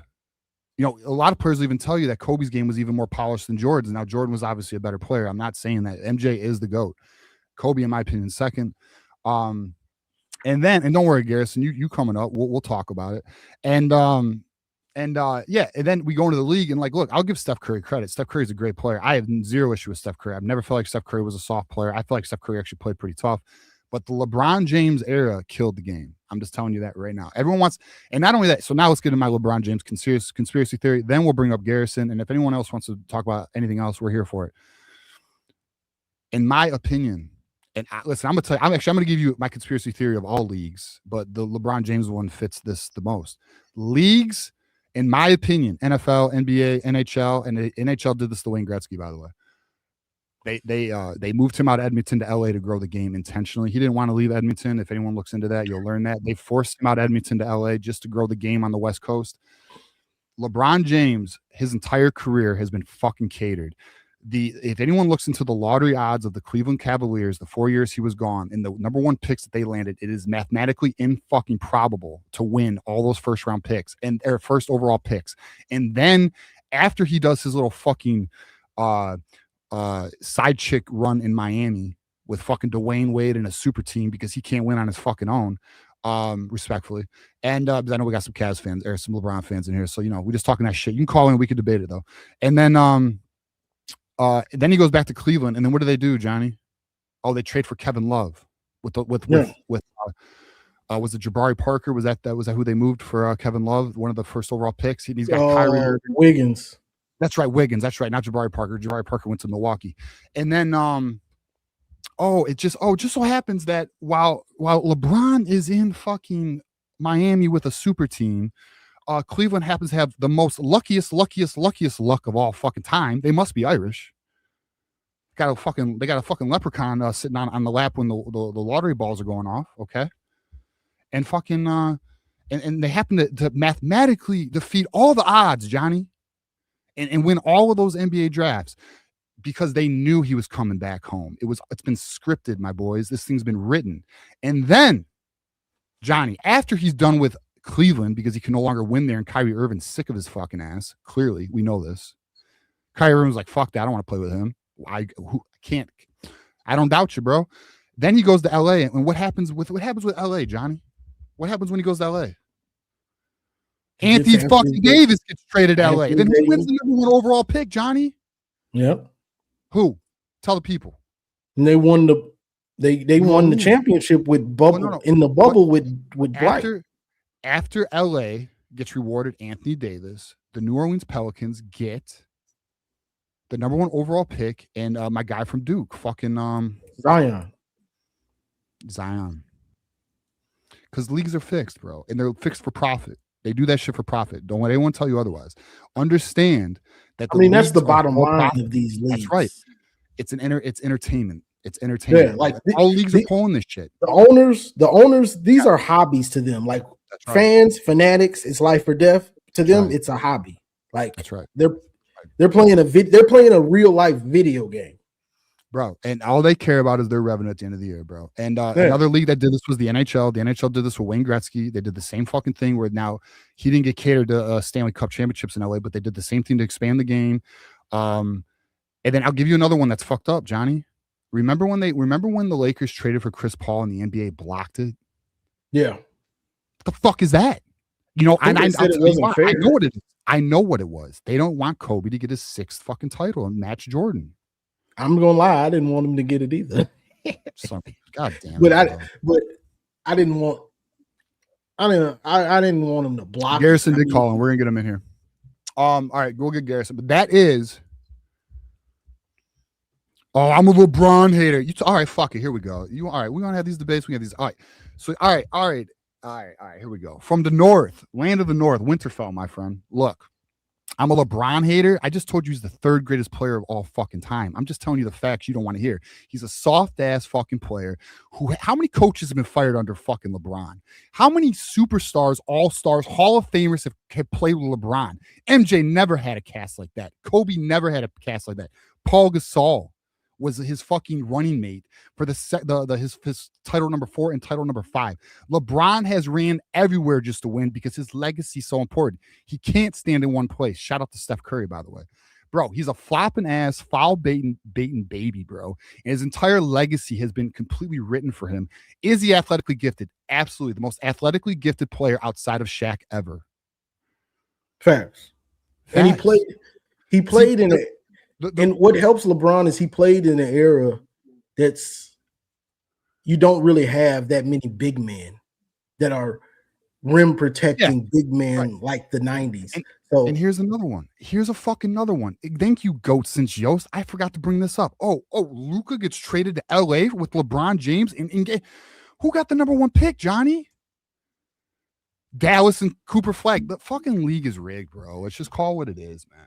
It's fucking rigged, and it sucks. And the game's shit. And it's all because of the fucking now. It's not all because of LeBron. Actually, it isn't even LeBron's fault. They did it. Like the league cradles LeBron. LeBron James, if he just would have stayed in Cleveland and built his legacy, would have been fucking epic. Great player. Hold on, No one's saying he's not a great player. Great player, but it's all the side bullshit. Hey, remember the decision, Johnny? Yeah, I remember. Hold on, TJ. I'll be right back. You good? We're gonna get Garrison up here, anyways. All right, Garrison. Let's talk about it, Garrison. I'm sure you got a lot to say. Let's go. Before I start, do you like my photo? Is that Draymond? Who is that? That's Braylon Edwards? Braylon who? Yeah, Braylon Edwards. In Minnesota gear? Why is he in Minnesota gear? I went. That was my sophomore year of college at St. Francis, and my sister was at the state track meet for long jump, and his little cousin was there. It was a commit to Minnesota, so no, he was out there. No one noticed who he was, but I did. So, yeah. Wow. All right, let me ask you this, Garrison, because my guy from the north. Which again, listen, I respect your opinion, bro. We don't have to agree. It's all good. Oh no, you said a lot. I plan on responding to all of it. Oh, did he? I didn't even check it. My bad. But anyways, he says he's the greatest ahead of Jordan. What? Okay, so let me say this because you said a lot, so I want to respond to it. I did say a lot. Do you want to address this question before you go to? Wait, he is the greatest, bro. No, bro. Yeah. Like LeBron did play better competition in the finals than Jordan did. That's a Okay. Hold on, Garrison. Before wait. But you know it's a fact though, right? No, Garrison. Like let me hold on, Garrison. Let me just make this one point, and then I will allow you to check anything I said. Can we not all agree? Anyone who has watched basketball from the 90s on, and I got in, just so y'all know, I really got into basketball in like 02. I vaguely watched it prior to 02, but 02 is when I like became like addicted. And do we not agree that the way defense is played, where they don't even call fucking traveling, the game is the worst ever defensively? Today it is. Right, yeah. But it's been progressively worse over the last years. Okay, so here's the thing. First off, fact check. You said the year LeBron came into the league, that's when they changed the hand checking. No, that was the year after. And people forget, like the year LeBron first came in 2003, he played in the hand when it was still hand checking. He came in first game. Wait, yeah, hold up. But he came in as an 18-year-old during the hand checking, first game in, dunking on everybody. Yeah, he was dog. All right, listen. Wait, hold on. Before you say it, let me just say my position. When he was a rookie that came into the league, I have a LeBron James Team USA jersey in my fucking closet right now, bro. I used to really like LeBron. Bro, I'm a Pistons fan. I used to I first no, I didn't want to, like, I wasn't like the greatest LeBron fan, but I am now. But like, and then there's this. Just real quick, because you brought up MJ and his 3-point shooting, you do know his best year in 3-point shooting in his career was the one season that the NBA decided to shorten the 3-point line. Do you know that? MJ? Yeah, his highest year. I did not know that. The one time I think he went near like. My argument's not that he's a good 3-point shooter, but I know. I just want to point that out. And then there's this. I have no problem with anybody. I believe LeBron's the best player of all time, but I have no problem with anyone that. Yeah. But I have no problem with anybody. Yeah, but I have no problem with anybody saying MJ is. I will have the debate, but I have no problem with it. I have a problem when people say Kobe, and the reason is because of what I tweeted you the other day. if I have a better field goal percentage than you, which means I'm more efficient. Well, he's just more efficient in general. If I have a better field goal percentage than you, if I have a better 3-point shooter than you, if I'm a better rebounder than you, yes, he's bigger, cool, whatever. But if I'm a better rebounder than you, which actually in my opinion doesn't matter because Dennis Rodman was smaller than a lot of centers in his day and was still getting rebounds. So fuck it. I'm a better rebounder than you. I'm a better passer than you. I see the floor better than you. I can guard 1 through 5.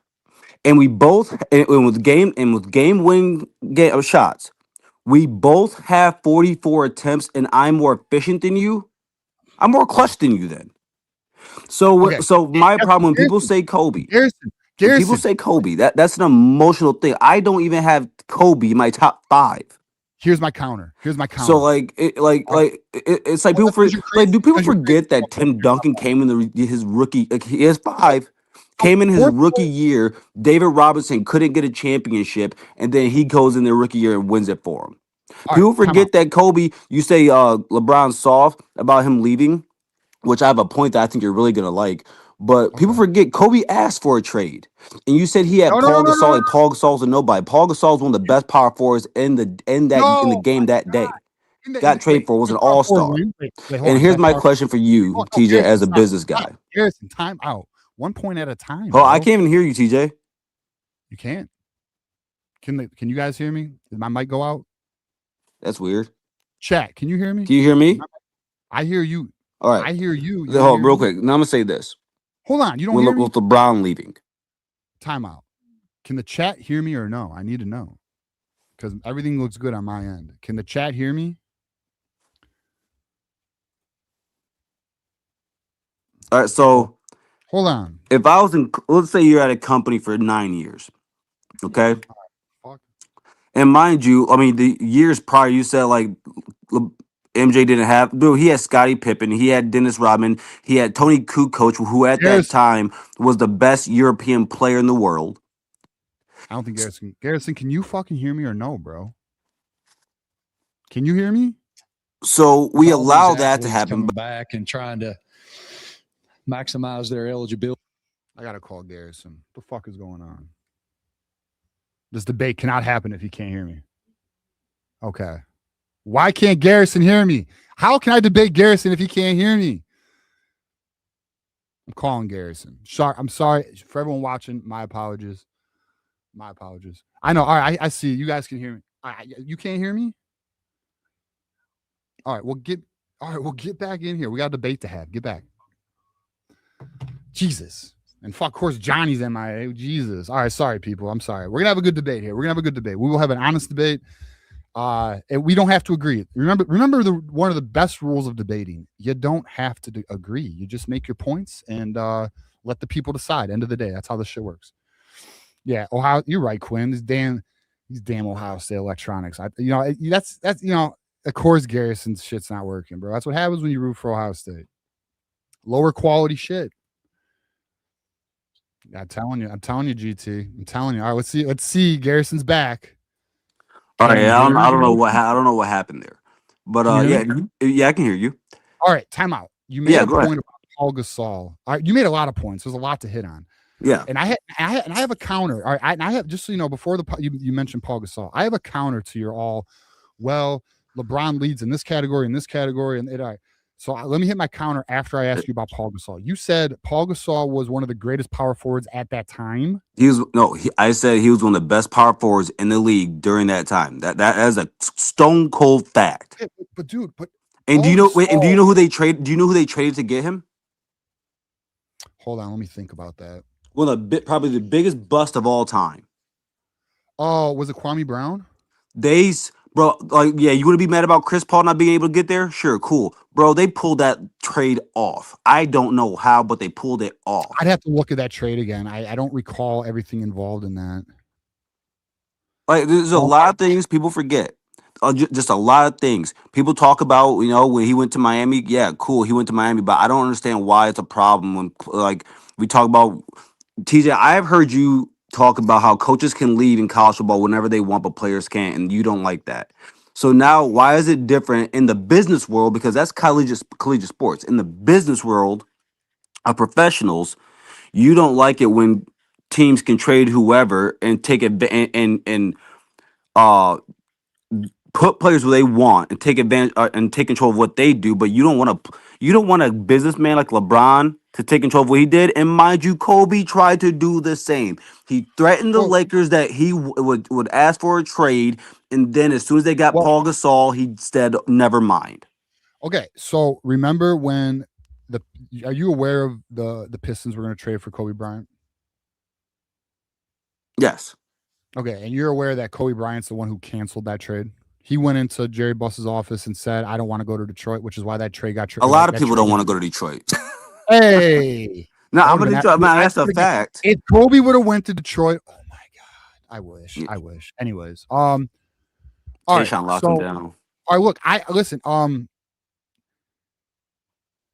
Kobe goes 6 for 25 in a game, bro.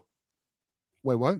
I saw Kobe go 6 for 25 in a game, bro. I mean, I'm not saying that never happened, bro. That's not my never to LeBron. All right. Well, let me give you. All right, here's my counter to your. Oh well, LeBron's stats are better here, and there. Mm-hmm. LeBron is against MAC level defenses when Kobe went against SEC defenses. That's my argument. Wait, say that again. LeBron has gone against MAC, or we'll say Big 12 level we'll say Big 12, more respectful. Big 12 level defenses, and Kobe went against SEC level defense. You thought the Pacers were a weak defense? For LeBron? You thought the Pacers were a weak defense? What, early in his career? When they had Paul George, when they had like all those guys, talking Jermaine O'Neal years. Go on. That was one of the best defenses. They were the 1 seed. Jermaine O'Neal years was one of the best defenses with Ron Artest, but go on.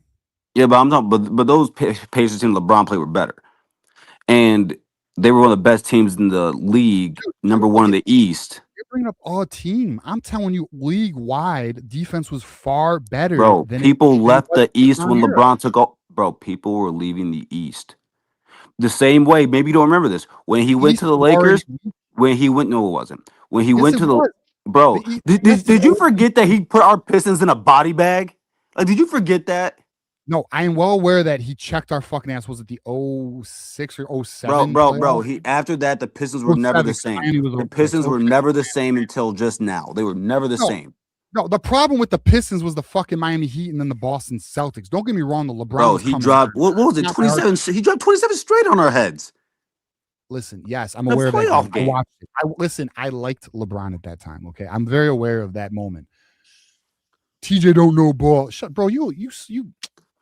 I'm giving you facts, TJ. But because you're a Michigan fan, I'm gonna be respectful, bro. You fucking slobbing on some things right now. We're not gonna go any further. No, he know I'm talking truth. Listen, you're gonna tell me I don't know ball. I just told you fucking trades that went down. I told you fucking the Boston Celtics and the fuck, bro. I've been watching NBA since 02 hard. But you didn't know teams though because you didn't know Kobe asked for a trade.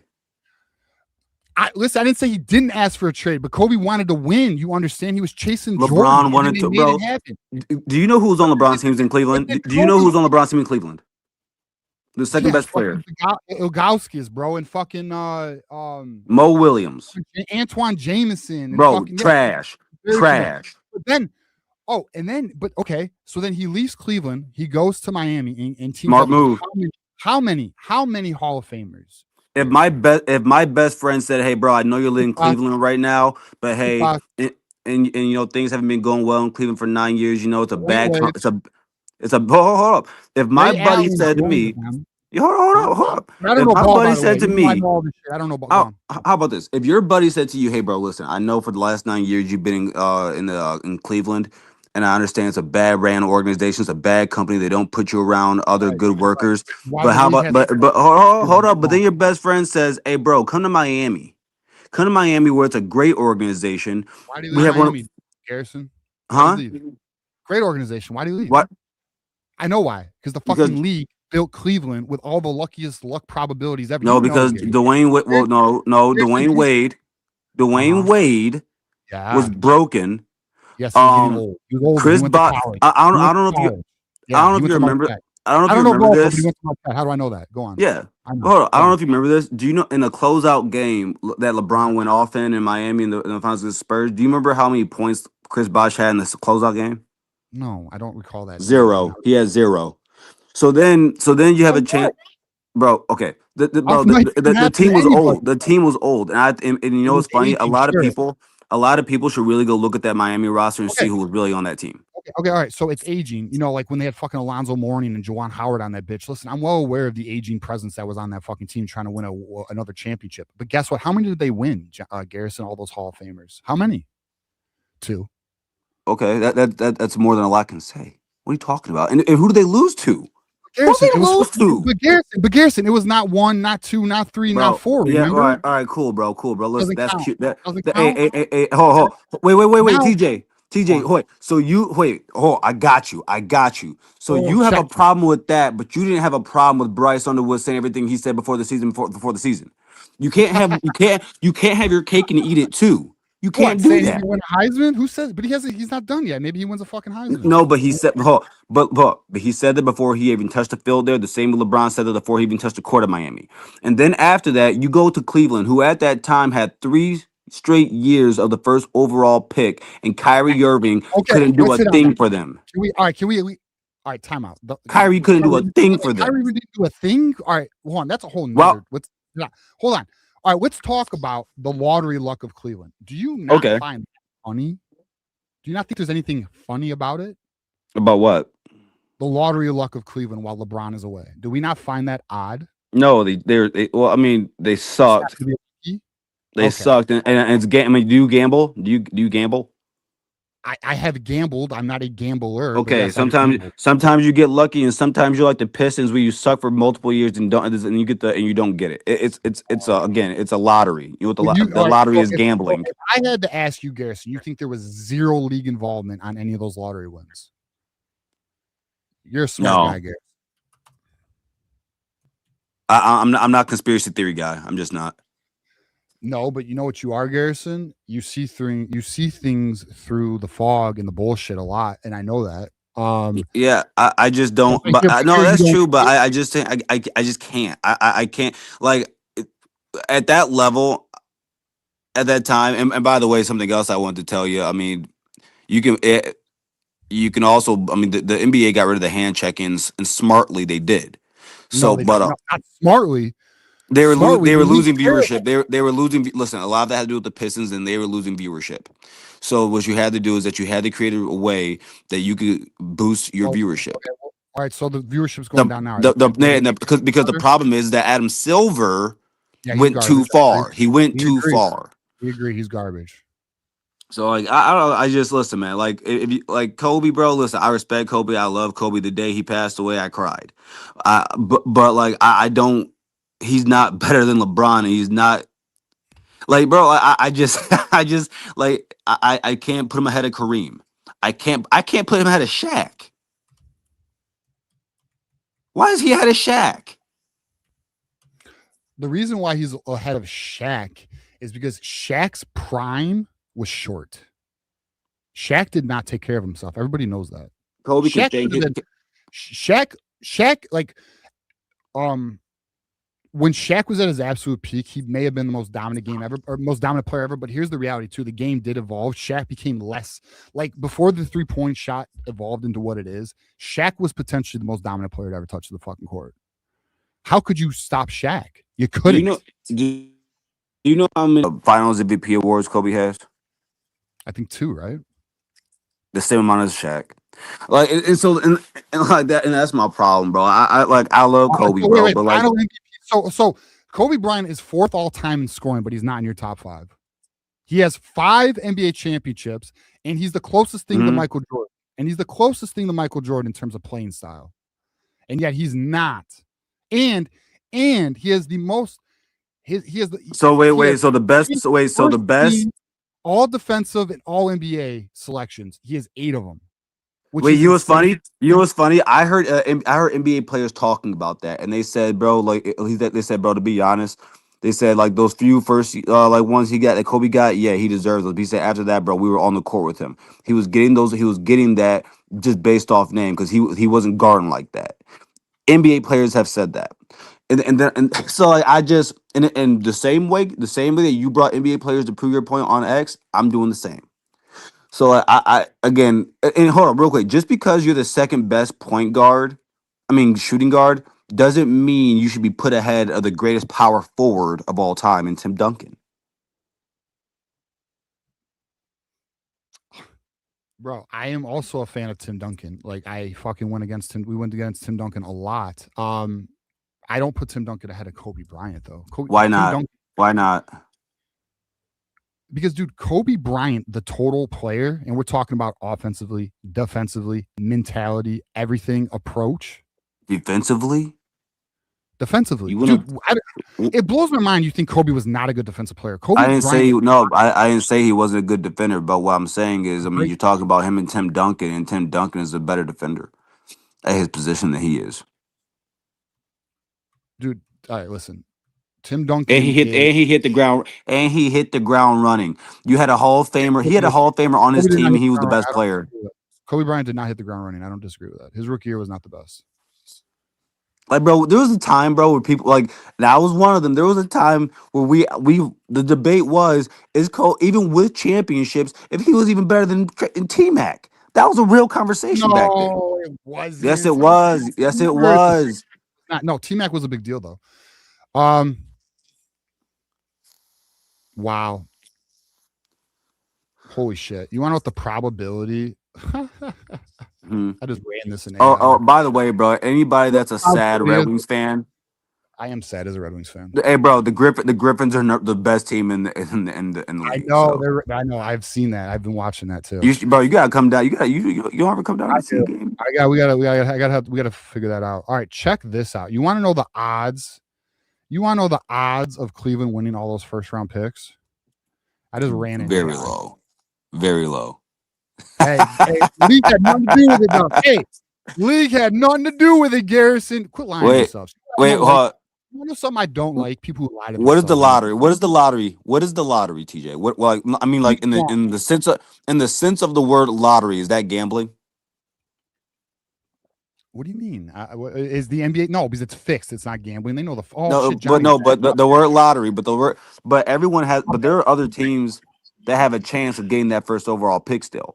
Hey, yeah. You see those odds, or John? You see those? That's the odds of the Cleveland Cavaliers getting those first round picks in 3 out of 4 years. That's the odds, Garrison or Johnny. But the NBA had no involvement. Get out of here, bro. I had a sick parlay the other day. I had a sick parlay the other day. The odds of me hitting it, I bet you it was that low. It's a lottery. Other teams still have a chance to get the first overall pick, but if you are the worst team in the NBA, of course you have more. You have a higher chance. You watch the NBA lottery. The worst team never gets the first overall pick. I know, but because you're not the only ball. You're not the only ball in the cage. Garrison, it's a lottery. The lotteries are fixed for all teams. Maybe. Hey, look. Now the NFL, or no, who was just thinking about doing the lottery? Was it MLB? God, what a terrible concept. Yeah. It's just they can't do that. I hate lotteries, dude. It's so again, like Kobe's one of the greatest of all time. But he's not my top 5. Johnny, I can't have him ahead of Kareem. I can't have him ahead of Shaq, and I can't have him ahead of Tim Duncan. I just can't. I don't have him ahead of Larry Bird. Not ahead of Shaq. Enough respect. I can't put him ahead of Shaq. Why can't you put him ahead of Shaq?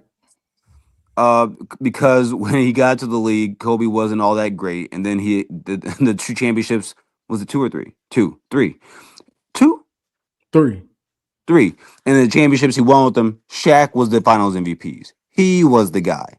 He was the best player in the NBA. Kobe was still averaging like 27 or something. Who was the best player on the team?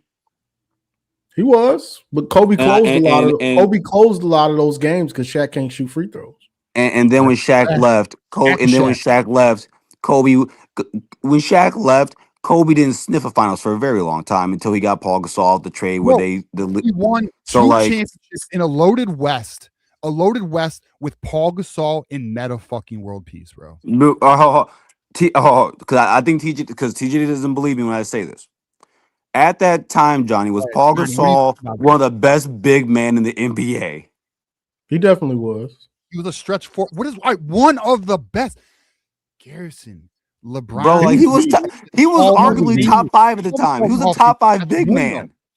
He was a top 5 big man. He was a stretch. All right, Paul Gasol was a true stretch 4 when the stretch 4 was coming out. Bro, you gotta go watch what Paul Gasol was doing on those teams. Watched Like, Paul he was a Gasol, beast. He was a beast. Fucking Memphis, dude. I watched Paul Gasol. I know Paul Gasol. I watched a lot of Lakers, bro. Somebody said, and then you know what's funny, bro? And then you know what's funny? That season where LeBron didn't get the where he got the MVP, but he didn't get the defensive MVP. You know what was so messed up about that? LeBron was first team All NBA, and Marc Gasol was third. Marc Gasol, his brother. Yeah, Marc Gasol was third All NBA. That's crazy. It's a defensive award. And you know why they didn't give it to him? No. LeBron was first team All Defense. Marc Gasol was third. If we want to go through, if we do conspiracy theories, TJ, I think they did that because they didn't want LeBron to do something that MJ did. It's all right. Hey, I am all here for they don't want MJ to be top argument because they did it to Kobe blocking the Chris Paul trade. I don't disagree with that. Now, my boy from the North, shout out the North, he says Kobe's third. So like here we are. I think LeBron's third. I think he thinks MJ's second.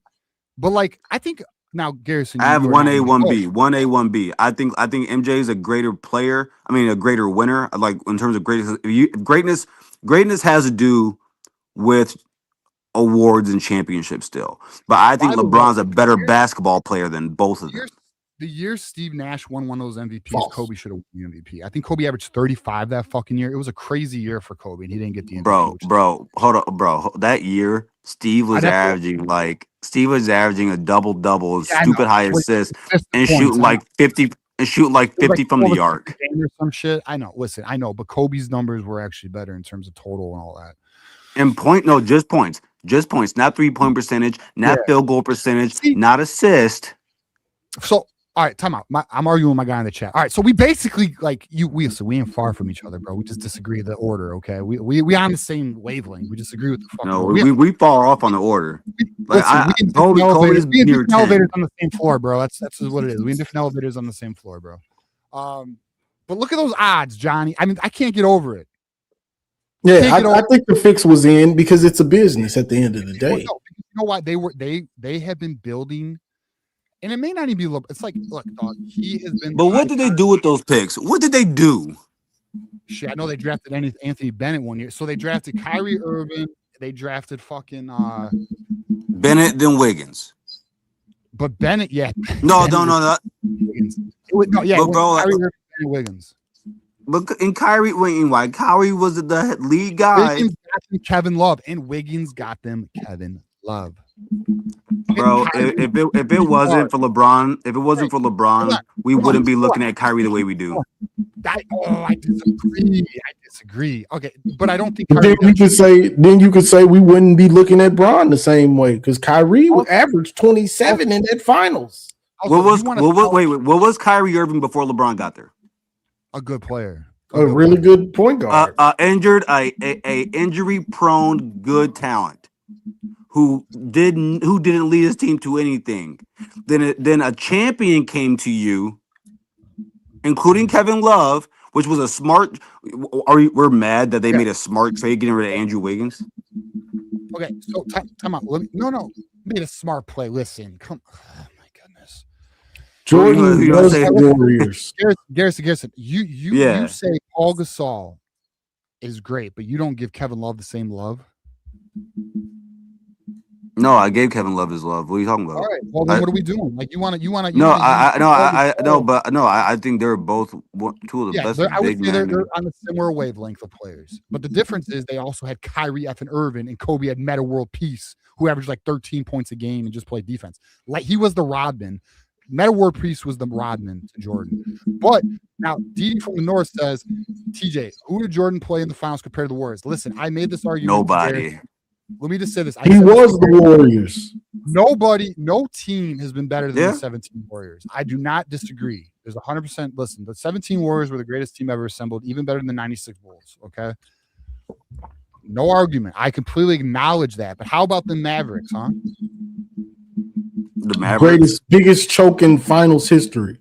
Yeah, that happened. Hey, you know what? It wouldn't happen to Kobe. Wouldn't happen to Kobe. Whoa. Excuse me? Wait, so you don't remember like post Shaq when Kobe was getting swept in the first round? Wait a second. You don't remember when Kobe was getting swept in the first round? Same thing MJ did too, but you don't remember that? In the beginning? Yes, Johnny. MJ has been swept in the first round twice in his career. Shout out to Larry Bird. But yeah, Kobe got swept in the first round. LeBron wasn't even making the playoffs then. That's right, he wasn't. Yeah, like Kobe was missing the playoffs after Shaq. Listen, I'll give LeBron some credit here. He was on a shit ass Cleveland team in the beginning. They did that don't matter. When you first come in the league, we're all on garbage teams. Harry Shoulder Ilgauskas. Not if your name's Kobe. Not if your name's Kobe Bryant.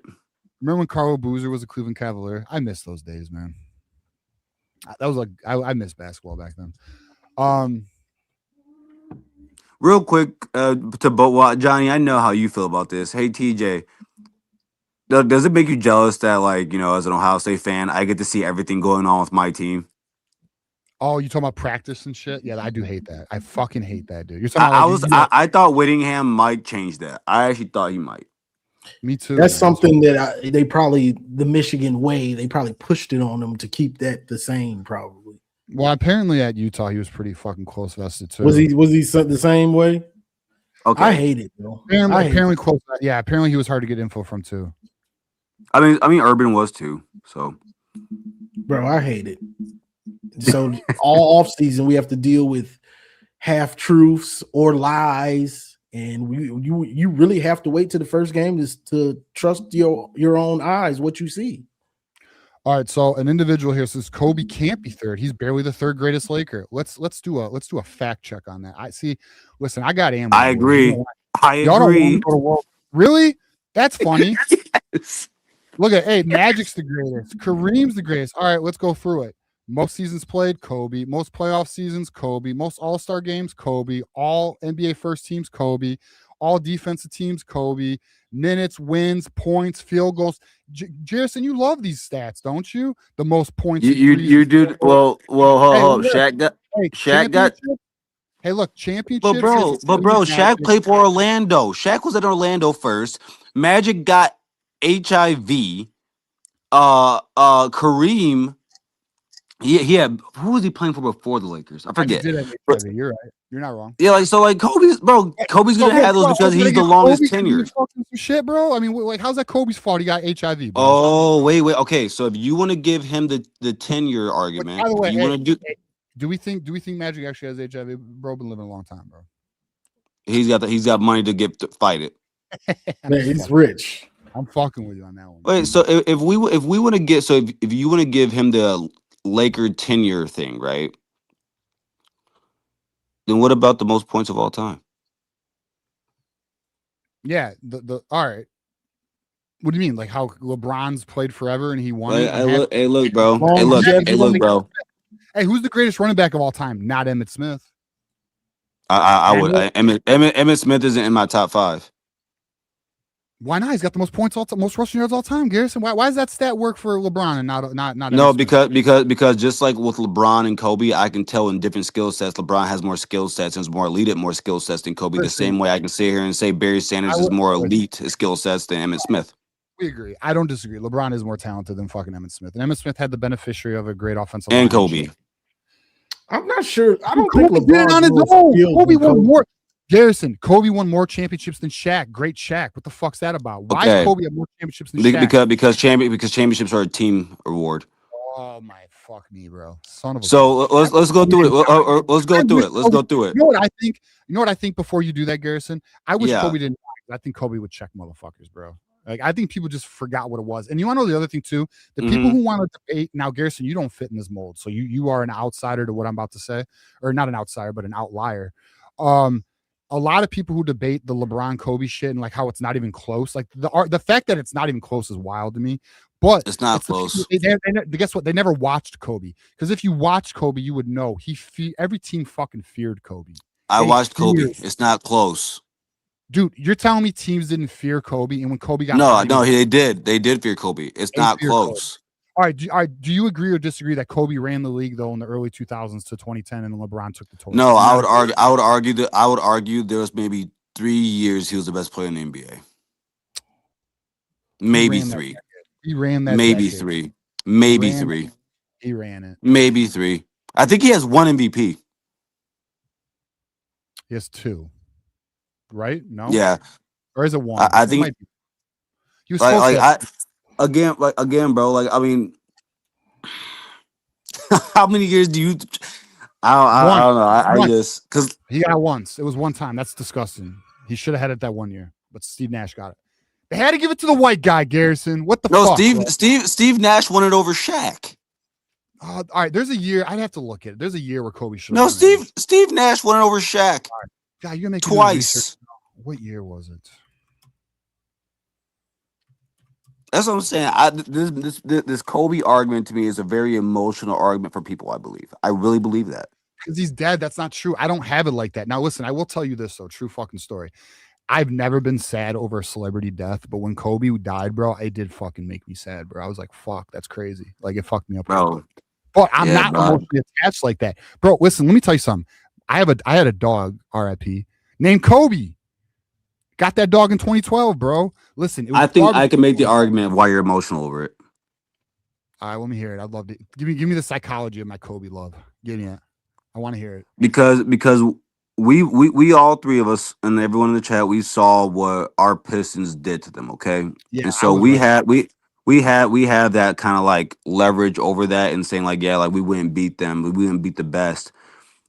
And then, but for LeBron, he ended us. So it's easy. And you were a LeBron fan, but I think for people it's easier to like. I think psychologically it's easier to give the person you defeated more credit than the person that beat you. Wait a minute. I'm sorry. Because actually Mike Fort's comment I completely distracted me. He goes, it wasn't that he died, it was how he died. I mean, there's validity to that as well. All right. Yeah. Reese, I'm Garrison. I know the listeners already heard you, so I'm gonna apologize right now. Please say that to me. I'm sorry. I'll make it quick. Go.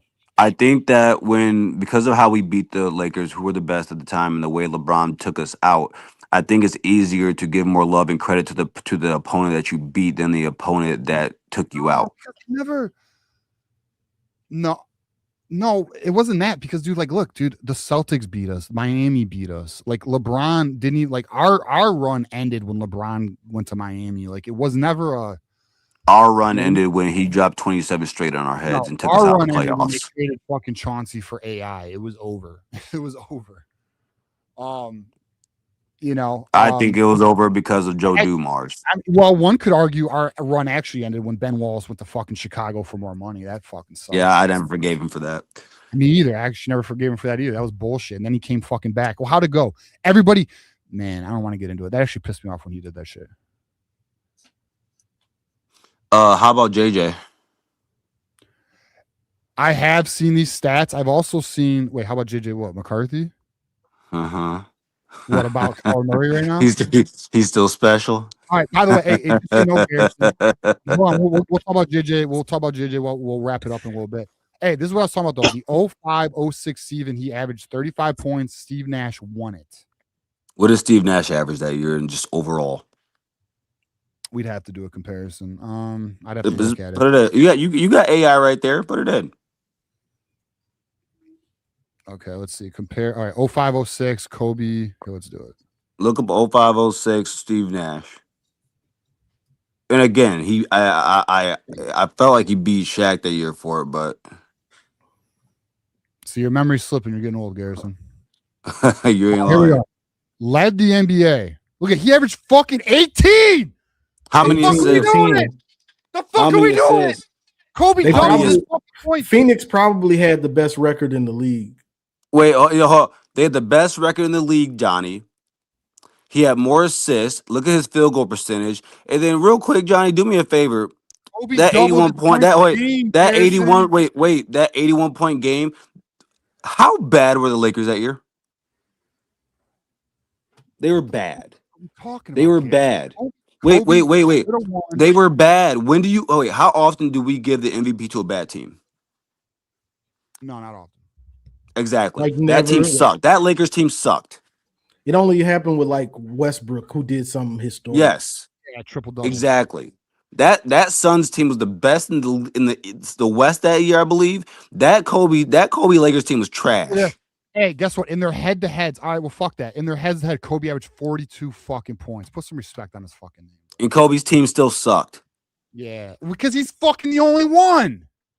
When Shaq LeBron's went to team sucked, Miami, when Carmelo, LeBron's team Anderson, sucked, guys. when Huh? LeBron's team sucked, he went to the finals. Hold on, bro. Pull up this DD because I'm about tired of you. Pull him up. Pull his second to comment. Who did Jordan play? Who was even close to the Warriors? Nobody. The Bulls were the Warriors. Oh, you yeah. don't get cool points. You don't get cool points because you had to play against Kevin Durant and Curry, and they destroyed you. And Clay and Draymond and Sean Livingston. You don't get cool points for it. He had to go against them. I don't care. Win the game. Yeah, I don't care. Jordan, right. To your point, Johnny, Jordan was the Warriors, and he did it with Rodman and fucking Pippen. When KD and when Rodman was the best KD rebounder in the NBA. When young KD, Harden, and Westbrook had to go up against prime LeBron, Wade, and Bosh, wasn't no excuses. Y'all young, you get destroyed. Right. So when he had to play, when LeBron, now the deck is stacked against you. I don't want to hear no excuses. Just win, baby. You the king. You the king. I don't think it's so much of an excuse. I think it's just the reality of the situation. They weren't going to win that. They weren't going to win. They weren't. Well, they weren't going to win. All right, you want to hit on the JJ stuff, and then we'll get some final thoughts and get out. Yeah. By the way, I want to stress this to anyone who's watching. A lot of y'all rocked with us through this Kobe MJ. This is debate we just had. Listen, we will, I promise, focus on Michigan football, but it's just the sign of the times right now. Things are a little quiet. Not in Columbus. Well, hey, our practice hasn't even started yet, bro. We still have 5 more days. Or does it really? Wow. Yeah, our shit don't start for another. That's why there ain't nothing. DD, real quick, G. Jay, you at the end of the end of the day, we throwing up this. The 6. Yep, yeah, hey, and at the end of the day, LeBron can stack up all those longevity awards, and he'll be playing until he's 55, still chasing that ghost in Chicago. He'll still be chasing them, trying to get that 6th ring. Hey, taking those PED breaks, we all know he loves doing that. Because that bubble ring is really a half a ring. A lot of us don't even want to count that. It's not. Yeah, no, the bubble ring. Yeah. Hey, the bubble ring's the Bam Adebayo 83 points. I'm gonna always say this when it comes to competition in sports, especially at the highest levels. If you take the field and if you take the court, you took it. I agree. He won it. I mean, listen, I don't disagree. I mean, listen, I'll say this about the bubble. Hey, they can't change the circumstances, and they did win over everybody, so they get that. But LeBron saw a cheap way to get a ring. LeBron saw a cheap way to get a ring, and he got locked in, and he had his team locked in. I'll give him credit for that. But everybody else wanted to go to Magic City. That sounds like a personal problem. He saw an opportunity. He's an opportunist. He'll still be sitting back like, man, I can't catch this guy. How did he win 6 rings? Hey, I want to know how old Day from the North is. If he's like, that era was weak. I feel like I could be wrong, Day, and you don't got to tell us. No. Player wise, 22, huh? Oh, bro, hold. The players since the players of 2010 and up are better. Wait, the players from when? Like the players today are much better than the players. No. Matt Miller, they're more athletic. They're not as fundamentally sound. Matt Miller framed this perfectly. That's fair. Matt Miller framed it perfectly. The players today are far more athletic and skilled than any of the players before them, but they are not better basketball players. No, they're not better basketball players. They are more skilled. They are more athletic. And that's it. They do not play the game as well as the players before did, and that does matter, bro. And let me just say this too: when comparing eras, understand it. The players before them had the same training that these fuckers got now, and understood the game now. It would be a similar playing field. You better believe it. Would you pick John Stark as a point guard, or would you pick LaMelo Ball? I might take What do you Starks mean? over Ball. You ain't taking John. I might. Oh, you're not. You're not. Garrison, you understand? Can we make this? We're going over to. We're at 2 hours. We're gonna fuck. Garrison, how do people not comprehend if you could actually play fucking defense in this league? Players like LaMelo fucking Ball, SGA, and Brunson will get their fucking asses handed to them. LaMelo Ball's a 6'6" point guard. He's a 6'6" point guard. He would get laid the fuck out though. He plays soft. That's not basketball. DD, I got two things. One, you say they take care of their body, but this is another thing. A lot of these dudes don't give a dang about the NBA. Once they're in and they get their money, they don't really care.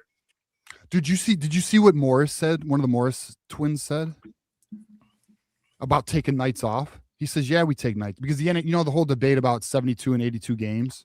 And I can't remember if it was what Morris twin it was, but he was like, "Yeah, we show up and take nights off, like we do that, like as if it's like okay, as if it's okay." Like what yeah, a lot of these dudes they don't care like that, like they just don't.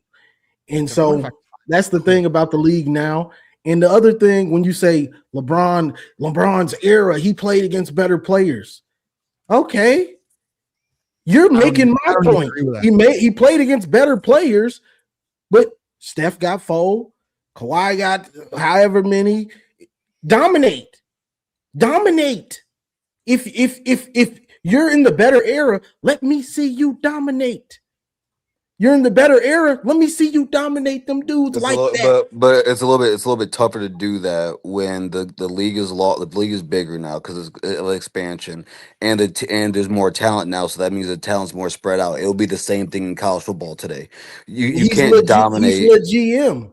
Everywhere he's gone, he's GM'd his way. But so what I'm saying is what you saw.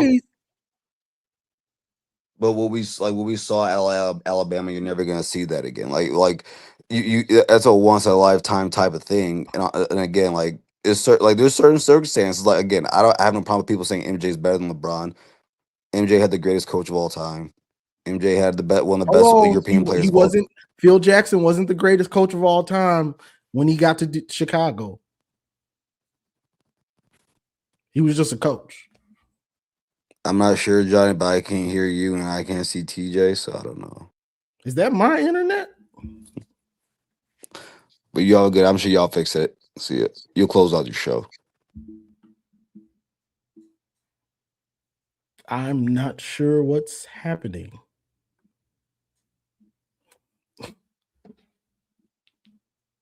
TJ's gone.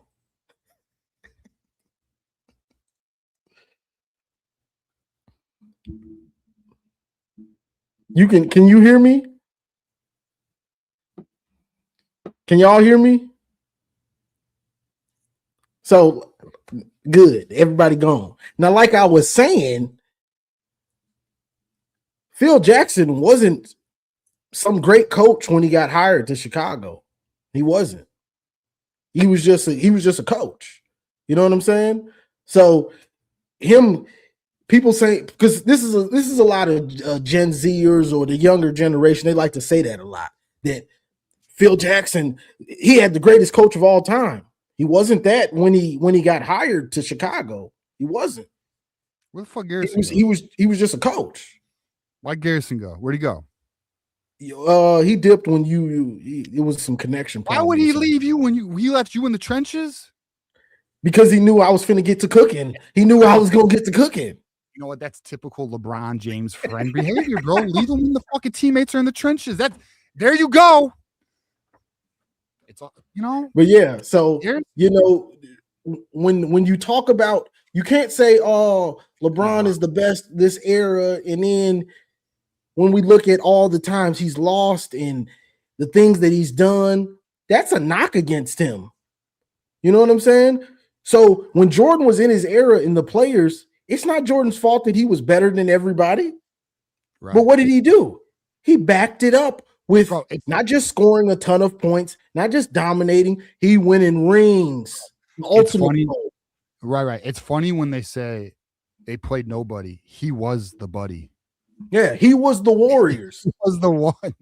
He was, when you say who did he play like the Warriors? he Hey, was the hey, Warriors, and there was no Johnny, coming back. Larry Bird and the Celtics were nobody. Fucking, you know, and then in the 90s, like we want to act like Houston wasn't good. We want to act like fucking, I know the Pistons were falling off. The Bulls finally got over the Pistons and shit, but there was a lot of fucking iconic legendary players in the 90s. There were some solid ass, dude, the Utah Jazz with Karl Malone and Stockton. Like, what are we doing?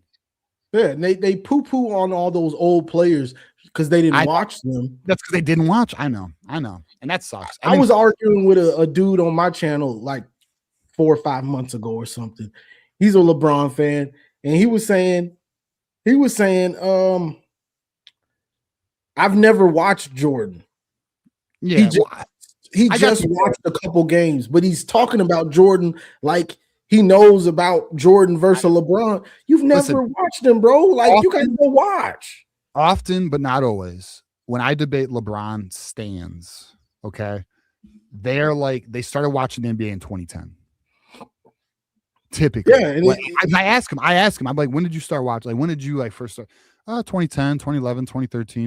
It's like, all right, I understand because it's all you know. Like, how am I supposed to debate you on something that you haven't watched?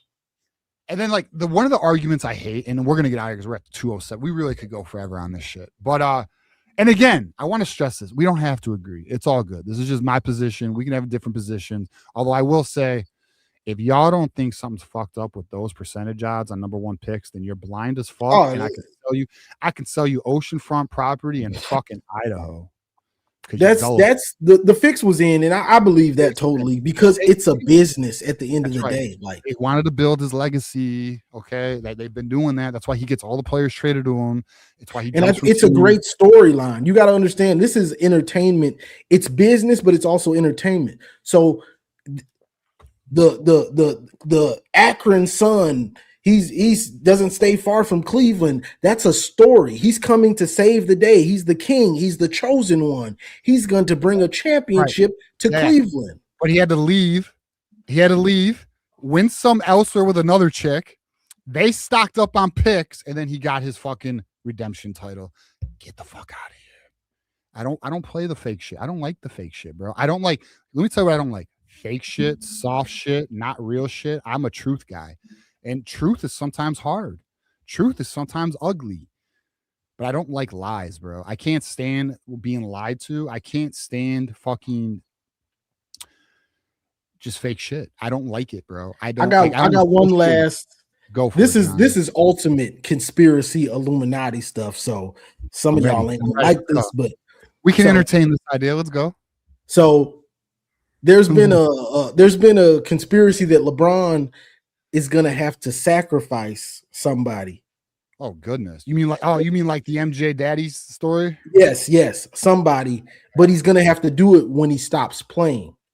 Oh. And so that's why he's continuing to play when there's really no need at this point. And also why in the interview when they asked him, what are you gonna do next year or whatever, what are you gonna do? And he said, I just want to live.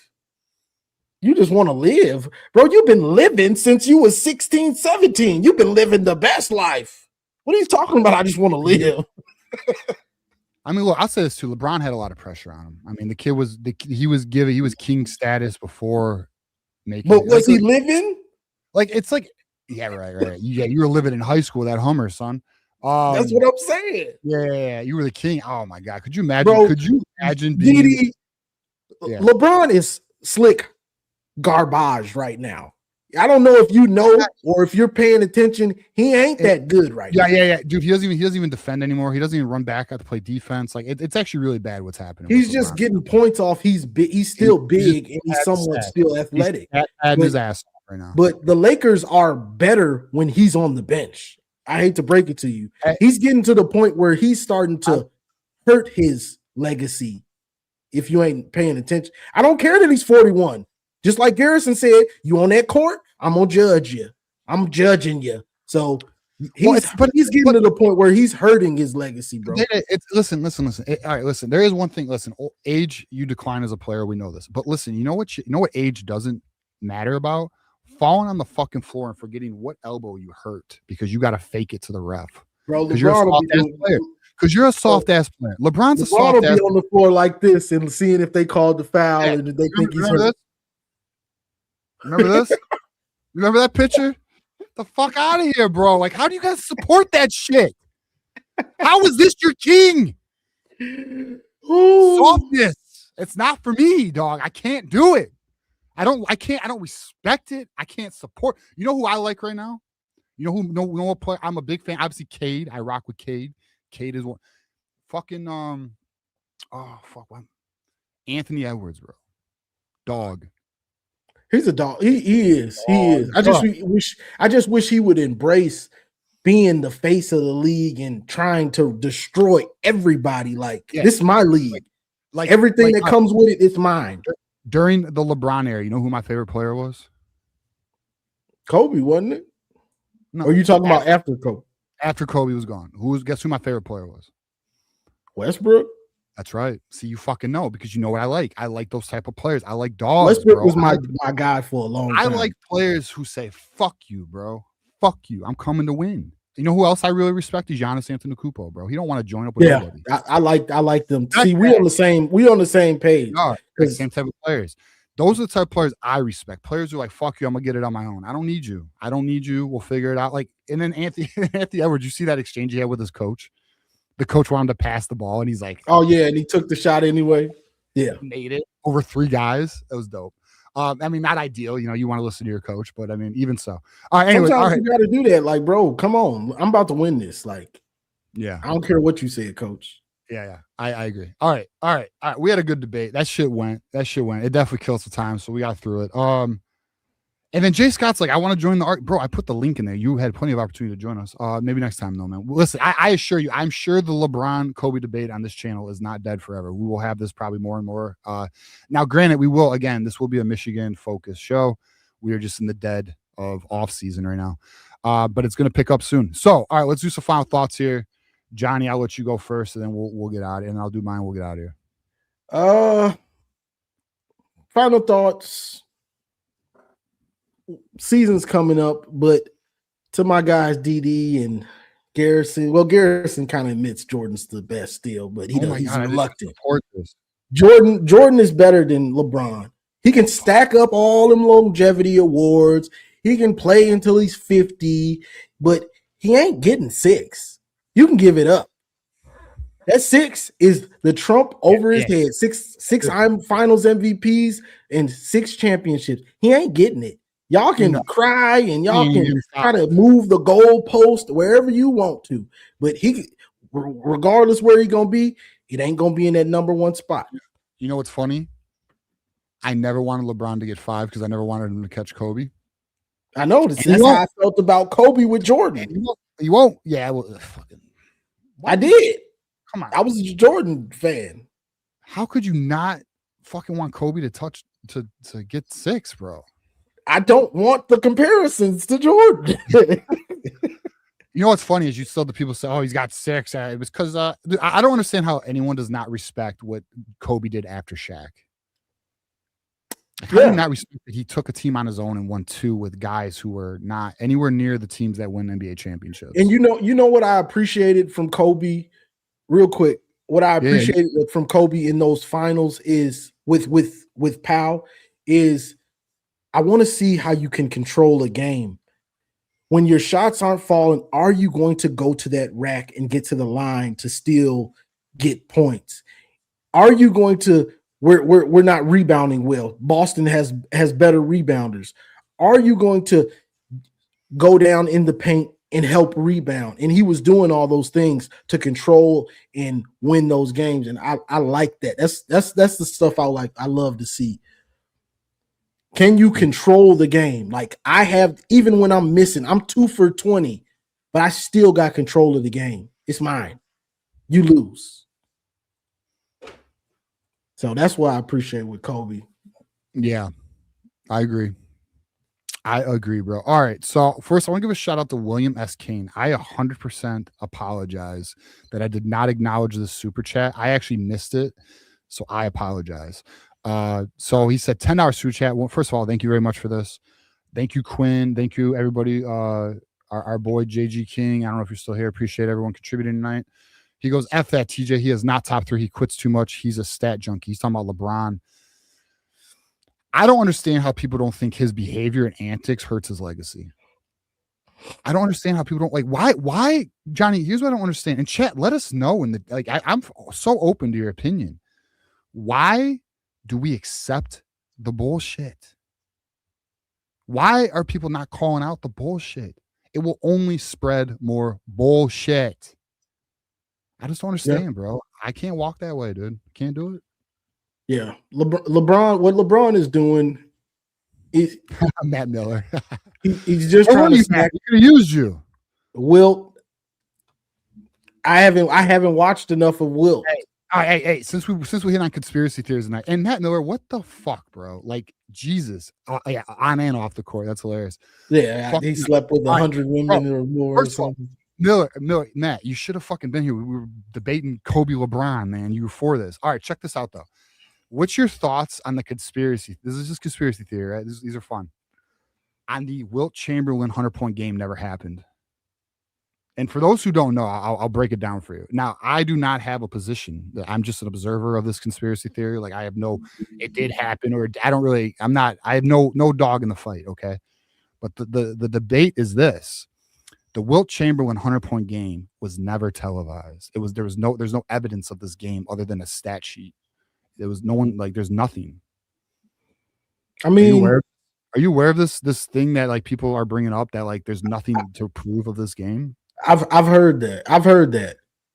But there's more also when you watch the highlights of him back then, it's like it's not. Yeah, I can see him scoring 100. Yeah, I know he was playing against middle schoolers. I know. I don't disagree. Bro. Like, so that's the thing. They weren't ready for Wilt Chamberlain, bro. Now regarding that conspiracy theory, I got nothing on it. I just think it's funny. I think it's fascinating that people are like, well, it's more than just it wasn't televised. There's something else about it too. I don't remember what it was. But the thing, my knock on the game back then was there just wasn't that many teams. Then you had the ABA, where some of the best players are in the ABA. There was only like 8 teams, 12 teams with Bill Russell. Like, so, that's part of the reason why I don't. Mike Ford brings up. All right, so Mike Ford brings up. There's audio of the game. I have read that. I've not heard it. I've read that there is, but then I've read people say there isn't. I don't know. More to be learned on that. I just think it's an interesting. Matt, how are we gonna find the radio of the game? They didn't have Spotify. So what Matt Miller says right here is what I find people debating about. There's people who say, well, there's audio. Then there's people like, well, where the fuck is the audio? Like, no one can find the audio. You know what I mean? Like, allegedly. Allegedly. This is what I mean. I'm telling you, the Wilt Chamberlain 100-point game is a fun one to explore. Look into it. It's a funny, it's interesting. It's like, all right, that's fucking interesting. I don't know. But Miller, you're not allowed to be done with debates. This is what we do. Okay? You're fucking stuck, and I'm going to keep tagging you and shit. So get over it. Yeah, y'all were debating all day the other day on Twitter. I know. Anyway, I didn't even jump in. We're at 220. We're almost at 220. My final thoughts are simply this. It's simply this. When you see bullshit, don't accept it. Hold your fucking ground. Okay? Jersey sponsorships. Fuck that. Fucking NBA players foul baiting and flopping. Fuck that. What are we doing? Come on. We don't like it. You don't like it. I don't like it. None of us like it. Why we let it happen? We gotta speak respectfully, speak respectfully, but call that shit out. Fuck that, bro. It's deteriorating the quality of everything. We got to start holding some damn standards around here, man. Like I'm fuck, bro. You fucking I could go on a long rant here. I'm just gonna leave it alone. But long story short, call out the bullshit. All right. If you see it, call it out. But do your research. Make sure you know what you're talking about. That's all I'll say. All right, that's it for our show. We're gonna talk Tuesday, 8 p.m. Next show. Me and John D'Adamo in the effing house. Thank you for rocking with us. We did not talk a lot of Michigan today. I promise this will not be a non-Michigan show. We will talk Michigan. It's just it's quiet in the woods. All right, quiet in the woods right now. But all right, boys, appreciate y'all. Thank you for contributing. Look into this though. I'm gonna tell y'all right now. Look into the lottery odds of the Cleveland Cavaliers, then you will realize there's been some shenanigans. We're out. Peace. Go blue forever. Go blue.